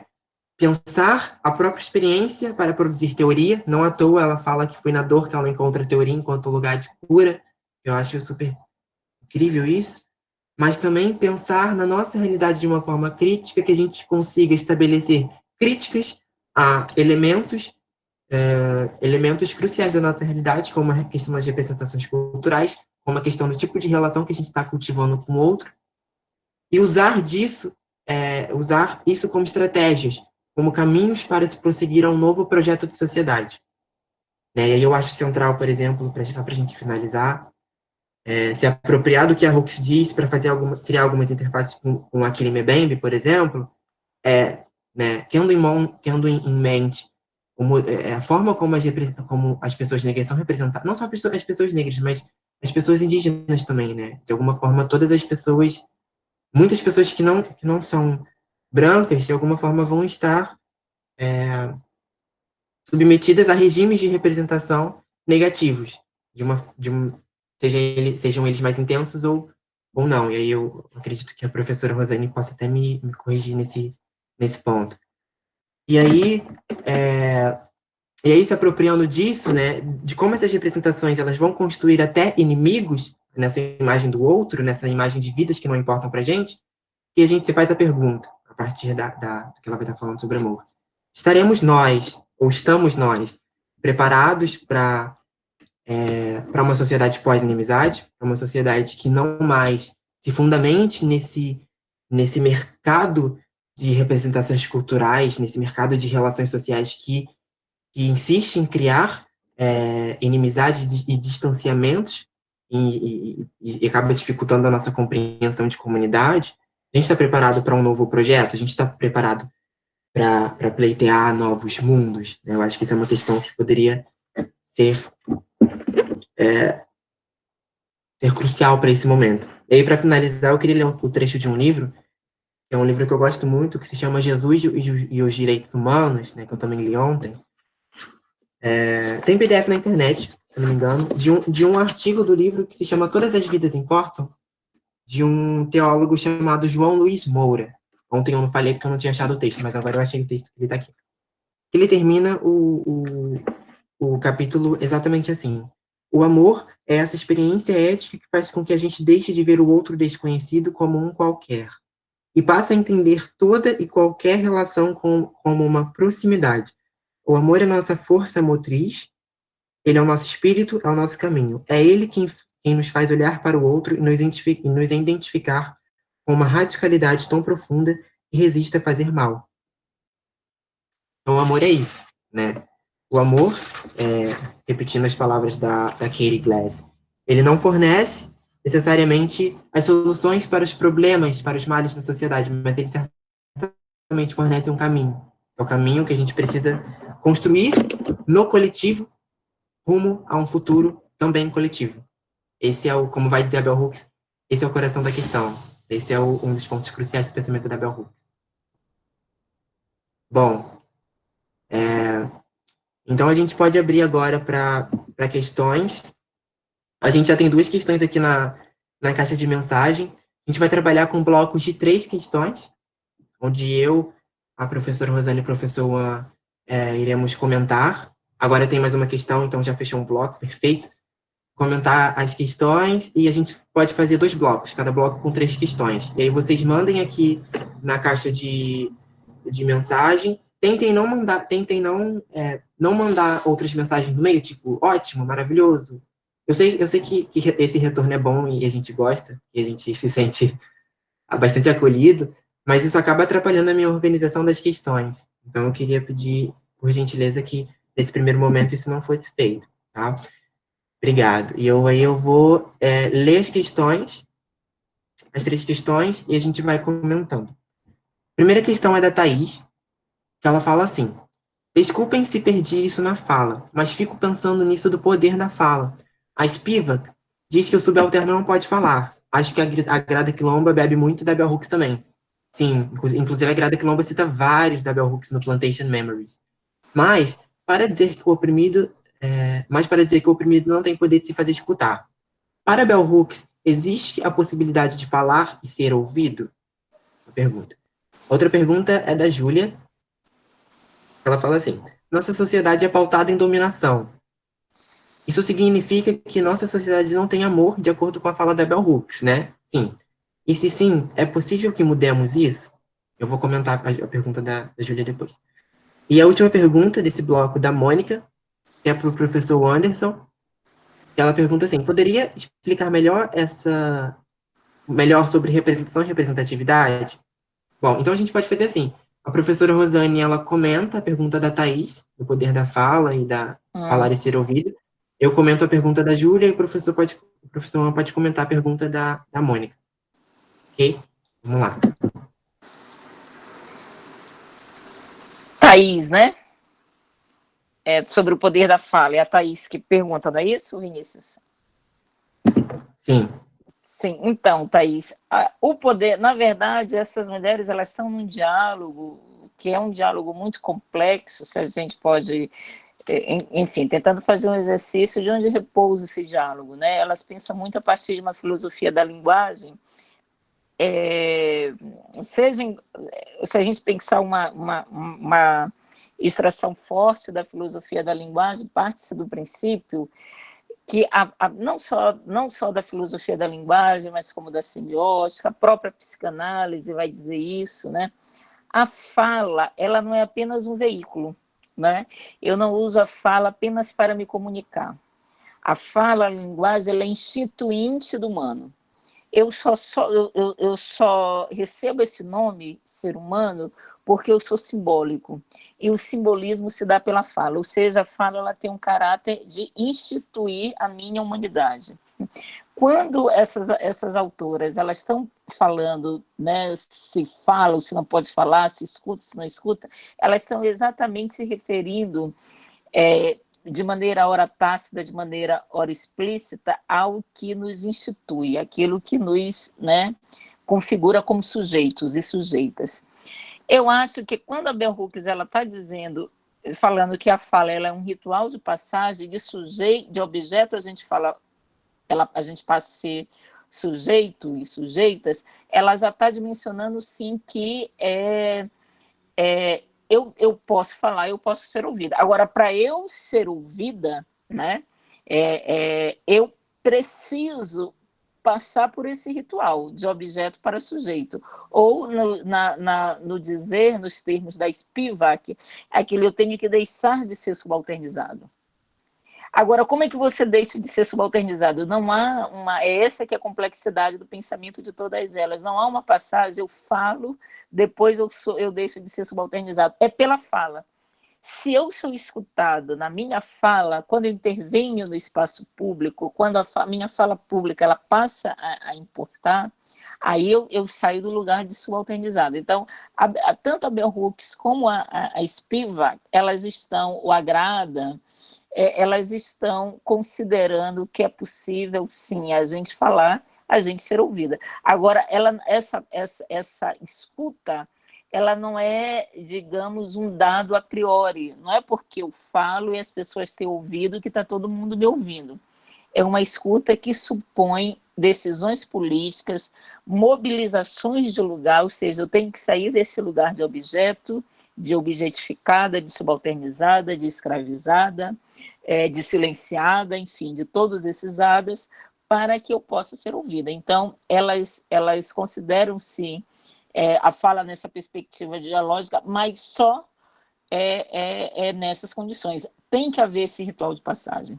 O subalternizado tem que sair da condição de subalternizado e, repito, não há uma condição outra que tire o subalternizado da condição de subalternização. Não há um ritual primeiro que diz assim, olha, primeiro você aprende, sei lá, fazer isso para depois você falar. Não, é exatamente uma ação que é num golpe só, na mesma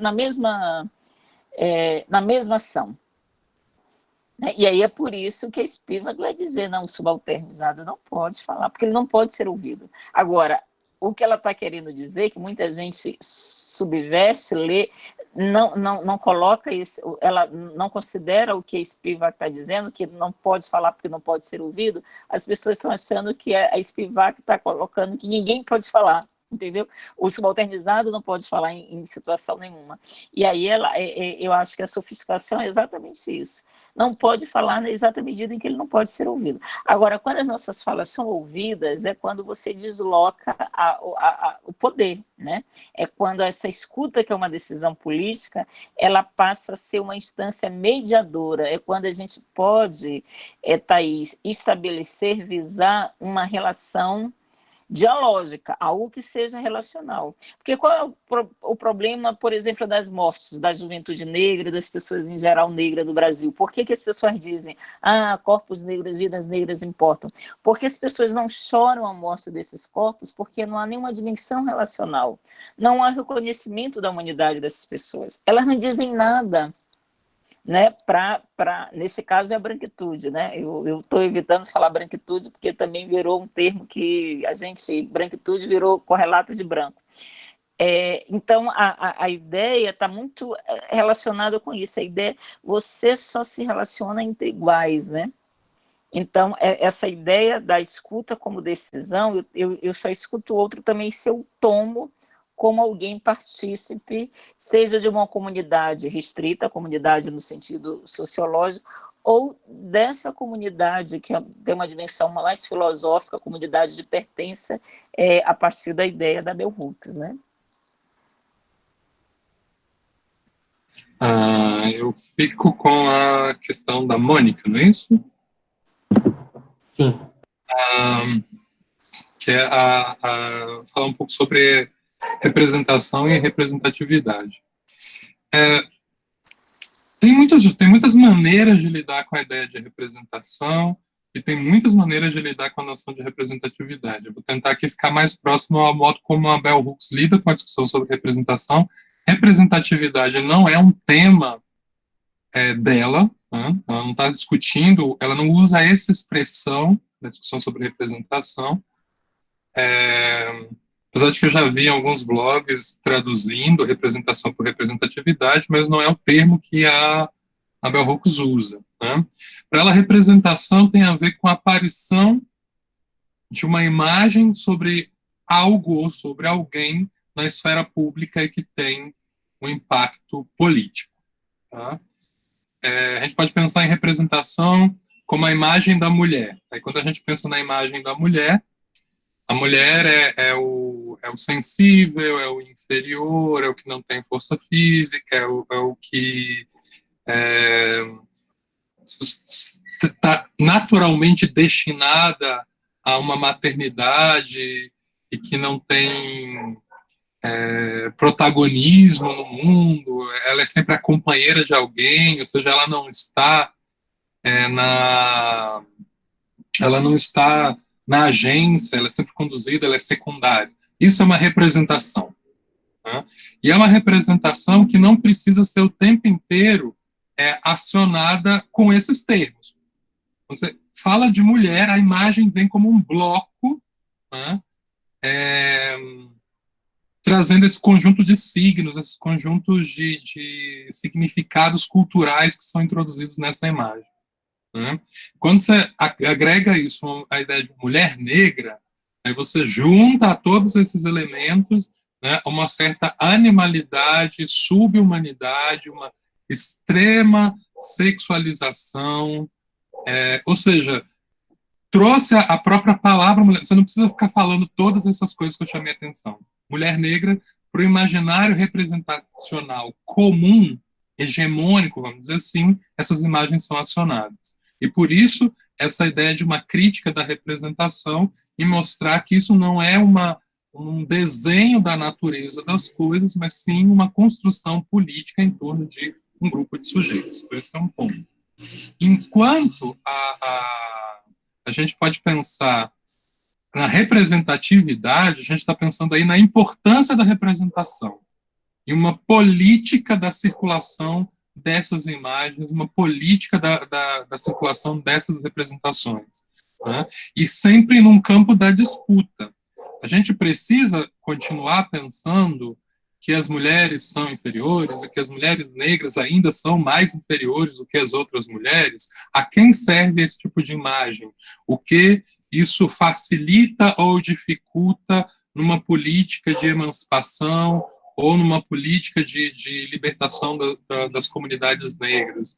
Percebe? Ou seja, a representação não é só brigar com a capa de uma revista, ou quando a gente olha uma propaganda do governo, né, como apareceu agora numa propaganda do Ministério da Educação, em que todos os estudantes eram brancos, não é só uma briga porque precisa ter gente preta lá, porque senão a imagem é incorreta.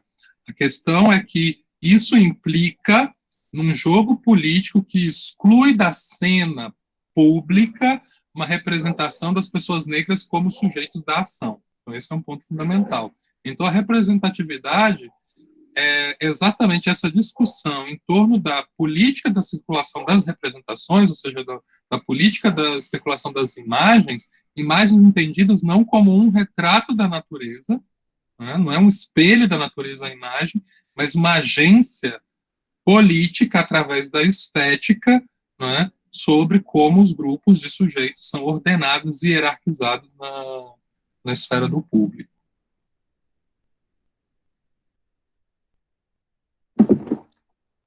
Então, comentando só para avisar, a gente já fechou o segundo bloco de questões. Eu vou terminar de comentar a pergunta da Júlia e vou ler as questões para os professores. Eu estou dando prioridade a questões que dialoguem com o pensamento da Bell Hooks. Então, eu sintetizei algumas, outras eu vou ignorar nesse primeiro momento, para a gente não sair desse paradigma, digamos assim, que é o pensamento da Bell Hooks, né? A questão da Júlia, que é sobre como que a gente pode tornar o amor possível, né, digamos assim, como que a gente pode mudar esse sistema de dominação da nossa sociedade contemporânea.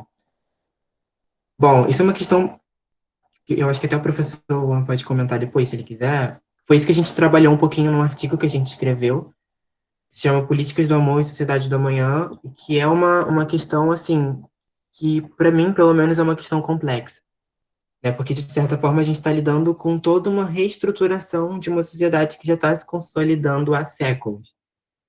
Então, o que a gente fala nesse artigo, basicamente, é que a gente precisa das políticas do amor e da aplicabilidade dessas políticas e práticas do amor, e que isso vai culminar num novo projeto de sociedade, que não é mais a sociedade tal como a gente concebe. Então, a gente precisa, para usar as palavras da Hooks, por exemplo, de uma revolução.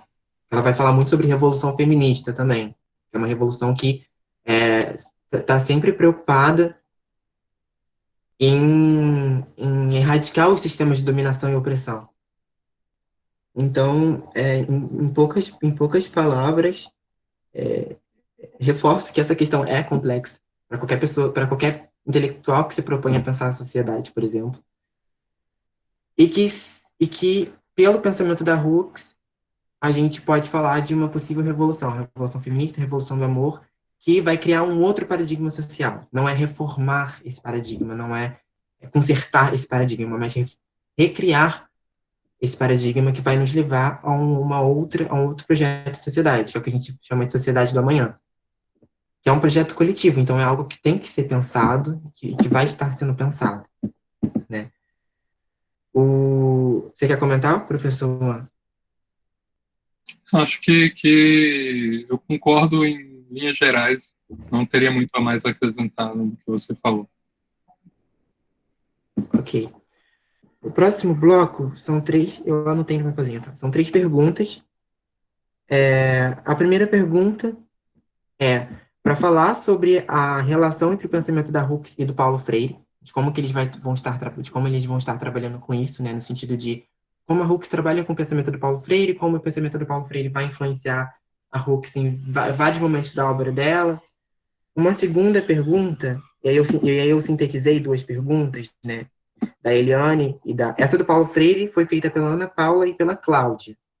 Essa segunda pergunta eu sintetizei a partir das perguntas da Eliane e da Ana Carolina, que elas querem que a professora Rosane fale um pouco sobre as fragilidades epistemológicas do conceito de lugar de fala e como que o pensamento da Bell Hooks possivelmente contribuiria para isso e para pensar também a fala como lugar, que é o que a Rosane vem perfeitamente trabalhando. Uma última pergunta, a gente vai fechar nesse bloco, e eu vou fechar aqui na pergunta da Regina Santos, que é uma pergunta sobre amor, que ela fala assim: gostaria de saber sobre o conceito de amor de Bell Hooks enquanto estratégia política e ética que o pensa como algo bem maior da coletividade, sua relação com movimentos como o mulherismo africano ou pan-africanismo. Poderiam explanar sobre isso? Uma segunda questão seria como abordar, ainda da Regina, né, que ela escreveu isso numa mensagem. Uma segunda questão seria como abordar, ainda refletindo sobre esse conceito de amor enquanto coletivo, estética e representação, como poderíamos pensar nas estratégias sociais e, consequentemente, políticas, manifestações artísticas culturais dos povos africanos. Vinícius, só uma questão. Em função do horário, que já são 7h45, não sei se valeria a pena já organizar todas as questões que tem agora e a gente já encaminhar as respostas para todas elas, em vez de abrir um outro bloco que pode fazer avançar no tempo, ou fazer essa divisão. Esse seria o último bloco, mas tem mais 2 questões. Se vocês quiserem, eu faço, e a gente encerra literalmente. Porque já... que são questões da Regiane e da Thaisa. A Regiane fala assim: acerca da liberdade, principalmente sobre amor como prática da libertação, é possível enxergar alguma relação entre os conhecimentos frutos das lutas feministas na América Latina e a produção própria da filosofia da libertação também na América Latina e no Brasil? E por que são tão invisíveis tais temas próprios das lutas das mulheres nessa esfera de produção filosófica de libertação? Pergunta da Thaisa. Gostaria de saber como ou se a metodologia praticada pela Bell Hooks nessa relação entre existência e pensamento influencia vocês e suas produções. Aí a gente pode, inclusive, encerrar com essa pergunta da Thaisa. Todo mundo comenta. E, enfim. Ok. Mas eu acho que ainda tem outras em seguida, né, Vinícius? Não, encerrou. Acho que encerrou. Ah, tem uma da Regina, na verdade. Desculpa. Minha segunda questão vem do... Aí ela está explicando a segunda questão dela. Vocês estão anotando ou... Eu estou anotando aquelas que eu acho que seriam para mim, sobre as fragilidades epistemológicas, a questão da existência do pensamento, que aí eu acho que é para todo mundo. Tá. Que a Regina vai falar assim, minha segunda questão vem do fato de saber que no Brasil as estratégias mais expressivas das lideranças negras estão ligadas à arte e cultura e como estes mestres, organizações têm um papel forte nas comunidades. É isso.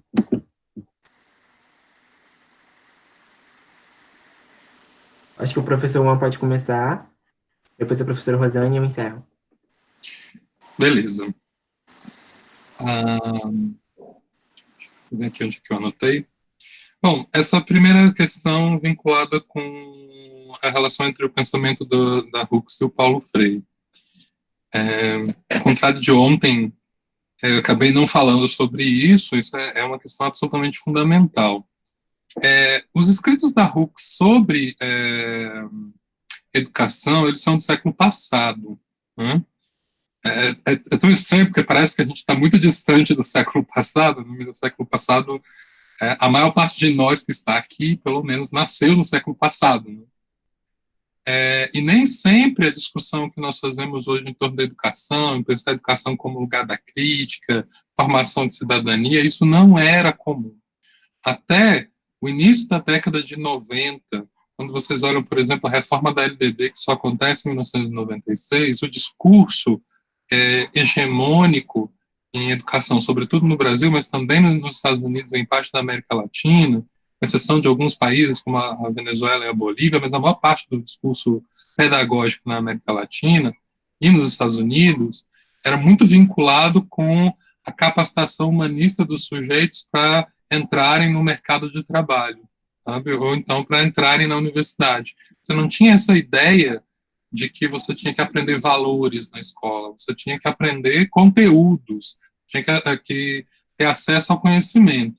Isso começa a se transformar exatamente a partir do final da década de 70 e da década de 80, e o Paulo Freire é uma das figuras mais importantes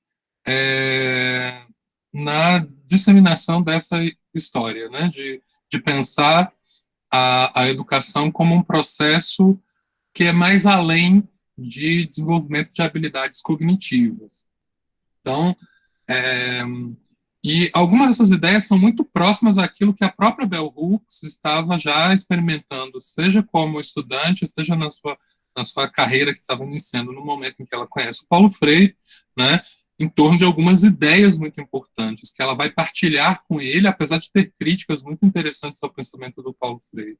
O primeiro deles é a ideia de uma pedagogia crítica, né? Como eu chamei a atenção antes, a ideia mais comum era de que a educação era para transmitir conhecimento e não de formar pessoas capazes de pensar por si mesmas sobre qualquer coisa que o vale, né? Então, a ideia de uma pedagogia crítica é absolutamente fundamental, tanto para o Paulo Freire como para a Bell Hooks. E ela acaba buscando, né, no Paulo Freire, que era quem tinha começado a escrever sobre isso à época, né, a fundamentação daquilo que ela vai chamar depois de uma comunidade pedagógica.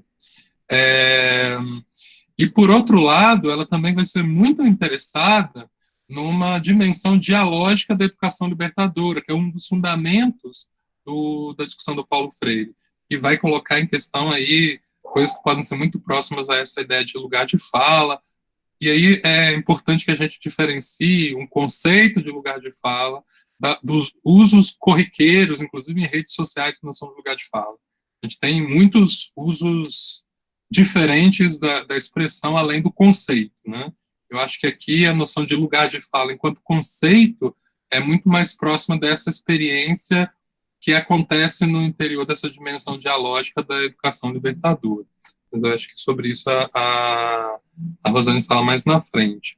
Outra coisa fundamental que a Bell Hooks busca no pensamento do Paulo Freire é a ideia de que qualquer mudança só é possível na medida de que quem busca a mudança ocupe o lugar de sujeito. O objeto não muda nada. Né?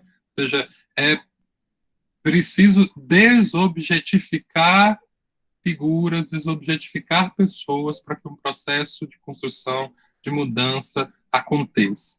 Né? O Paulo Freire é absolutamente explícito com relação a isso, tanto no Pedagogia do Oprimido, como na Educação como Prática da Liberdade, né? Em que é preciso colocar as pessoas de volta no lugar de gente, e de gente como sujeito, né? Para que as mudanças aconteçam, não como peças de um sistema de produção ou como objetos de uma lógica de dominação. Né? Outra coisa importantíssima para o pensamento da Bell Hooks, e que vem também do pensamento de Paulo Freire, é a ideia da educação atrelada aos afetos. Né? O eros é absolutamente fundamental para o pensamento do Paulo Freire. Ele vai pensar nesse diálogo como um diálogo amoroso, né? Essa dimensão dialógica da educação libertadora é uma dimensão amorosa, e a Bell Hooks exatamente vai se interessar por essa dimensão para pensar que a educação não é só um gesto de uma relação profissional cognitiva, mas também um gesto afetuoso entre os sujeitos envolvidos no processo formativo. Né? Outra coisa fundamental, tanto para o Paulo Freire como para a Bell Hooks, é a ideia de que é preciso considerar o corpo no processo educativo. Né? Muitas vezes a gente tende a pensar que a sala de aula é aquele lugar que eu vou me comunicar apenas com a mente de estudantes, né? E o Paulo Freire vai discordar disso fundamentalmente, e a Bell Hooks acaba trazendo isso muito mais potencializado, inclusive, do que o Paulo Freire, essa função do corpo também como peça fundamental no processo educativo. Né? E, por fim, né, nessa relação entre o Paulo Freire e a Bell Hooks, ela vai partilhar com ele, e esse é um dos motivos, inclusive, da própria crítica dela a ele, né, essa ideia da relação entre a educação e a mudança política. Né? Ou seja, a educação é uma peça fundamental para a interpretação do Paulo Freire para a mudança política, só que, num primeiro momento, ele não diz quem são esses sujeitos políticos em termos existenciais. Aí fica parecendo que o sujeito é sempre o homem branco, o homem que, embora venha da classe trabalhadora, não tem nenhum outro marcador que não seja o marcador da classe.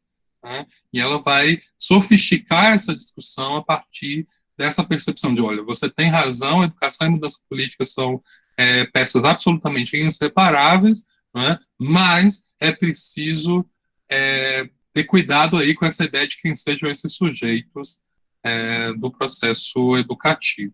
Né? Só para pensar nessa primeira questão. Rapidamente, tentando dialogar com a questão da Rejane, né, um beijo, Rejane é uma pessoa hiper querida, lá de Salvador. Para quem está trabalhando com os processos de localização do pensamento, abordagens da filosofia da libertação ou pensamento decolonial, mesmo o pensamento crítico que vem do norte, né, e aí tem que pensar que, apesar de que a própria Bell Hooks pense a partir da margem, ou seja, do sul, que é hospedado nos Estados Unidos, ela ainda está preocupada com a sua própria realidade, ela está pensando com a realidade da comunidade negra com que ela está envolvida, e que é muito diferente. Por exemplo, ela não tem contato absolutamente nenhum, né, com o pensamento indígena norte-americano. Né? Tem uma conferência onde ela faz referência sobre isso, mas não é tão intenso como acontece, por exemplo, na discussão que aparece na América Latina. E isso é muito importante, pensar, né, e as pessoas estão pensando a partir de onde seus pés pisam. Né?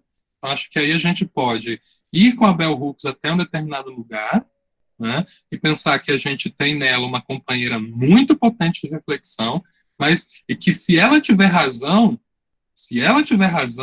nós devemos também olhar para o lugar onde os nossos pés pisam e, portanto, né, olhar para aquelas companheiras e companheiros das margens do lugar onde a gente vive. E aí é absolutamente fundamental ouvir o que os povos tradicionais estão dizendo, o que as comunidades quilombolas estão dizendo, o que os terreiros estão dizendo, o que as populações indígenas, não só do Brasil, mas como do restante da América Latina, também estão dizendo para nós. Né? E acho que aí a gente vai com ela, do ponto de vista da estratégia, até um lugar, né? E, de resto, a gente tem que, de fato, ler, né? Eu acho que esse é um grande ponto. A gente tem que pensar como o racismo... E veja, Bell Hooks tem se transformado numa autora um pouco mais conhecida hoje, porque ela era conhecida dentro da militância. Era uma autora conhecida na militância. Academicamente, inclusive você tem um monte de gente que acha que ela não faz teoria, que ela não cita.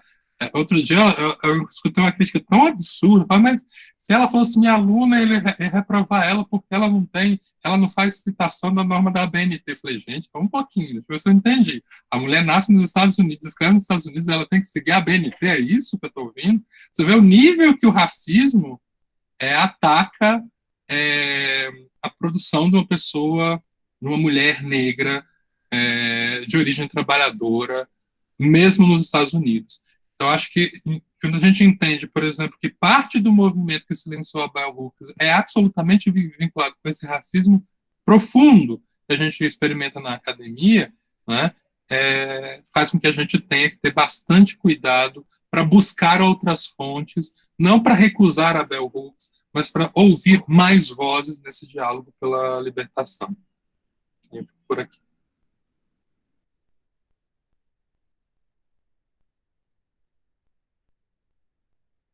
Tá desligado, professora, o microfone.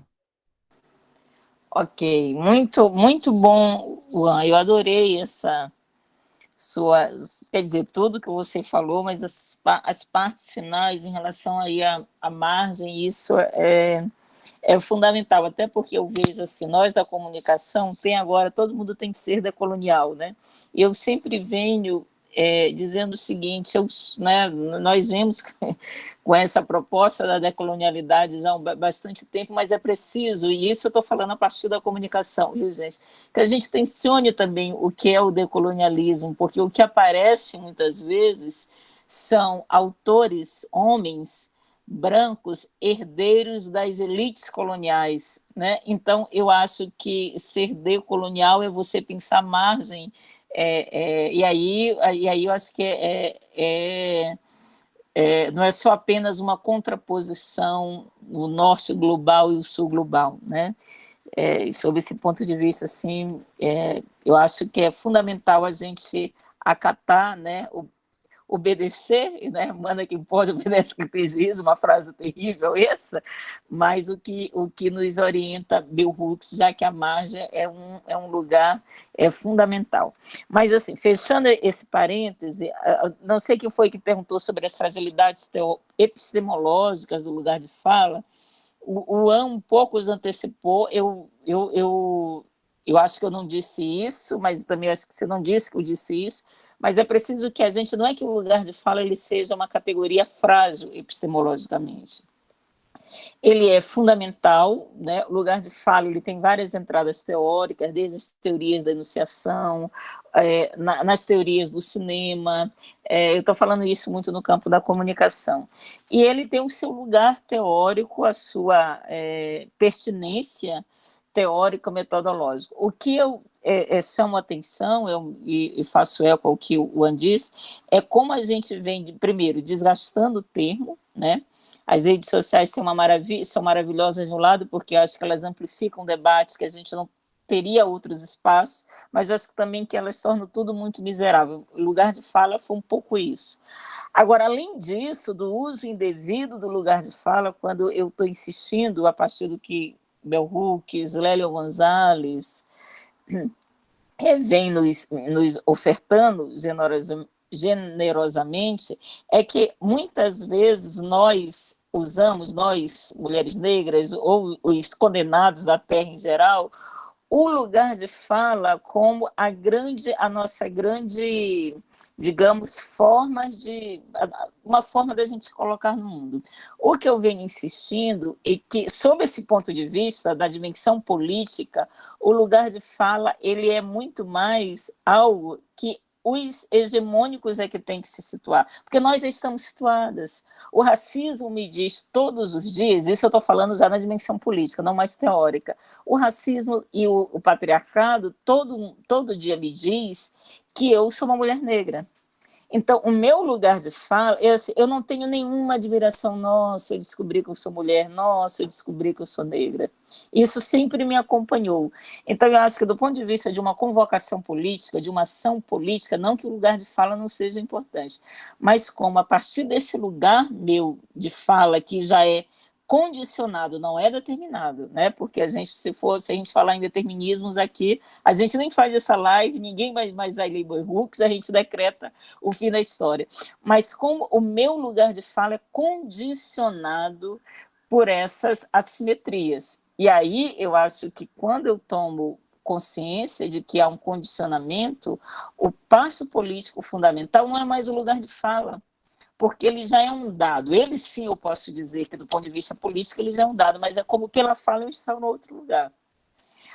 Do ponto de vista da estratégia política, e claro, tem muitos brancos que se fazem, né, fazem cara de paisagem quando são interrogados, nossa, eu nunca tinha pensado nisso, é porque o meu lugar de fala, eu vejo palestras, gente, em que as pessoas brancas falam assim, olha, porque do meu lugar de fala virou moda eles dizerem isso, porque parece que agora é que as fichas estão caindo, então eu diria, para quem fez a pergunta, não é que o lugar de fala tem uma fragilidade epistemológica. Eu acho que, do ponto de vista da ação política, para nós, mulheres negras, interessa a gente pensar a fala como lugar. Porque o lugar de fala já é esse condicionante. Né? E quem se assusta com o lugar que ocupa de privilegiado e que nunca pensou nisso, não somos nós. Né? O Fanon já dizia, o negro é um negro em qualquer lugar, e se ele não sabe, né, vai saber da pior forma, já completou o movimento negro brasileiro. Então, eu acho que são essas questões, só para a gente também não colocar tudo no mesmo liquidificador, né? A famosa frase, jogar a criança com a água do banho. Eu acho que ele tem sim o seu lugar, do ponto de vista das teorias da enunciação, do ponto de vista de um monte de coisa, mas eu acho que é preciso que, do ponto de vista da ação política, do lugar da margem, essa margem, a fala como lugar, ela seja muito mais estratégica para a gente. E a gente, porque senão o nosso lugar de fala, se a gente ficar só insistindo no lugar de fala, vira melodrama. Eu tive numa banca esses dias e a moça ela fez do início ao fim um testemunho, porque eu, mulher negra, periférica, de não sei o quê, da não sei aonde. E o que eu chamei a atenção para ela é que, legal, e não é uma interdição em nome da neutralidade científica, mas é que aquela insistência dela, ela não precisava. O objeto de estudo, se a gente pensar nos termos, né, mais tradicionais da ortodoxia, o objeto de estudo dela, já o colocava no enquadro, numa moldura. Porque o hegemônico, ele não se diz. Então, o que eu chamava a atenção para ela, que aquele testemunho, não que o testemunho não seja importante, mas o testemunho ele só é importante quando ele convoca uma coletividade. Quando o testemunho ele encerra uma individualidade, ele vira melodrama. Aí é o meu lugar de fala, porque eu, mulher negra periférica, que sou silenciada, que sou isso, que sou aquilo. E aí a gente, o que isso, digamos assim, qual é a novidade que a gente traz disso, a não ser forjar uma complacência de um lado ou um desprezo de sempre. Então, eu acho que eu chamo a atenção que o lugar de fala para a gente, ele não é, digamos, um fim. Ele não diz respeito a uma teleologia, ele é uma condicionante. E evidentemente, que a tomada de consciência parte, o lugar de fala é localização. Né? Resumidamente, o que é o lugar de fala? Supõe que de onde a minha fala não é só determinada pelo que eu digo, pelos enunciados que o mobilizam, mas é pelo lugar de onde eu falo, pelo lugar de onde eu vejo o mundo. O lugar é prisma. Prisma significa dizer que a sua fala será condicionada a partir desse enquadre, a partir dessa moldura. Então, eu acho que, como a gente já é enquadrado sem querer, nós somos enquadradas, enquadrados, né? Como diz Fanon, eu acho que cabe-nos dar margem, pensar a fala como lugar. E não mais tomar apenas o lugar de fala como a denúncia do racismo, porque isso a gente sabe desde criança, a gente sente isso na pele. E aí eu acho que essa sua pergunta se combina com a outra nesse existência e pensamento. Né? O que eu vivo, a globalidade da minha existência, como eu me ponho no mundo, vai prismar o meu pensamento, e vice-versa. Então, é uma via de mão dupla, não existe o que começou primeiro, aquela história do ovo e da galinha, né? Quem vem primeiro, existência é pensamento, pensamento é existência, já nos diz Bell Hooks, e isso faz com que a gente tire o peso daquelas regras acadêmicas que são construídas para forjar um distanciamento, uma objetividade, uma neutralidade, né? E com tanto mais razão conosco. Pessoas negras não podem pesquisar pessoas negras, mas os judeus escrevem sobre eles e ninguém diz nada. Não é apenas porque o sujeito não pode ver o objeto, é que sujeito que quer deixar de ser objeto e virar sujeito. Recentemente, eu tive numa banca de qualificação uma moça negra, ela fez um trabalho que está muito bom, mas tem um lado que é muito interessante. Ela foi pesquisar essa coisa da branquitude, e ela fez uma pesquisa etnográfica, com pessoas brancas, com professores universitários. E o que ela teve ao longo do caminho? Um incômodo, porque ela estava no lugar de pesquisadora, de saber da vida, sabe aquela pergunta do Globo Repórter, como come, onde vive, onde mora, e professores universitários que nós conhecemos, começaram a ficar incomodados. Mas por que ela estava perdendo tempo com aquilo? Porque eles se viram no lugar de objetos. E ela fazendo cara de paisagem, dizendo que não estava entendendo o porquê do incômodo. Né? Então, eu acho que pensar aí essa questão da existência e pensamento nos leva, inclusive, a colocar aí abaixo esses mitos que, na verdade, só serviram para manter as assimetrias e os jogos de poder nesse espaço chamado academia. Eu acho que é isso também.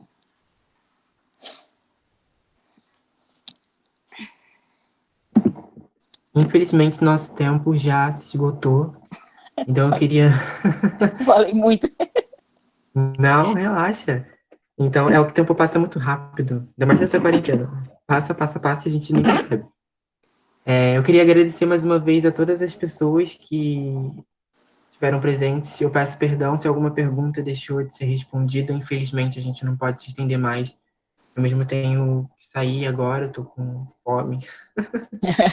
Não vou mentir, não vou falar que eu tenho compromisso, porque eu tô com fome. Meu compromisso é com a minha com o meu estômago. Eu também estou na mesma situação. Mas foi bom, né? A pergunta da Regina deixou de ser respondida? Eu acho que não. Mas eu falo com a Ana depois, tá. E eu mando para ela no WhatsApp. Eu tenho o WhatsApp dela. A Regina é uma querida, eu falo com ela depois. A gente conversa no áudio. Então eu queria agradecer mais uma vez. Pode falar. Não, é só isso, né? Agradecer, me despedir. No meu Instagram, eu vou colocar, tem muita gente pedindo aquele prefácio que eu fiz do Olhares Negros, da Bell Hooks. Eu vou carregar esses dias e colocar lá no link, no link na bio, e quem quiser pode ir lá, vai ter outras coisas também que de repente pode interessar vocês. Eu esqueci de dizer isso ontem, eu ainda sou péssima em fazer essa coisa da propaganda, mas nesse caso a propaganda é necessária por conta dos pedidos, né? Então, quem quiser, quem ainda não me segue lá no Instagram, dá uma olhada, segue, que tem coisas que eu acho que das nossas discussões vão estar lá, né? Sim, já coloquei o Instagram de vocês aqui no chat. Então, mais uma vez, muito obrigado, professores, pelas ótimas considerações, pelos ótimos comentários e abordagens da obra de uma intelectual tão importante quanto a Bell Hooks. E que a gente possa utilizar do seu pensamento enquanto um pensamento dotado de instrumentalidade para a gente prosseguir sempre em rumo a uma emancipação política, não só de intelectuais negras como a Bell Hooks, norte-americanas, mas também de intelectuais negras e negros brasileiros e brasileiras, principalmente. Muito obrigado por tudo. Esse vídeo vai estar disponível, essa gravação vai estar disponível no meu canal no YouTube, Vinícius da Silva, Vinícius com X. E ainda hoje, assim que eu termino, eu já upo lá. E aí eu mando para os professores e a gente vai divulgar no Facebook, no Instagram, no Twitter. Tá bom? Muito obrigado a todo mundo. Muito Tenham um bom obrigado. final de semana.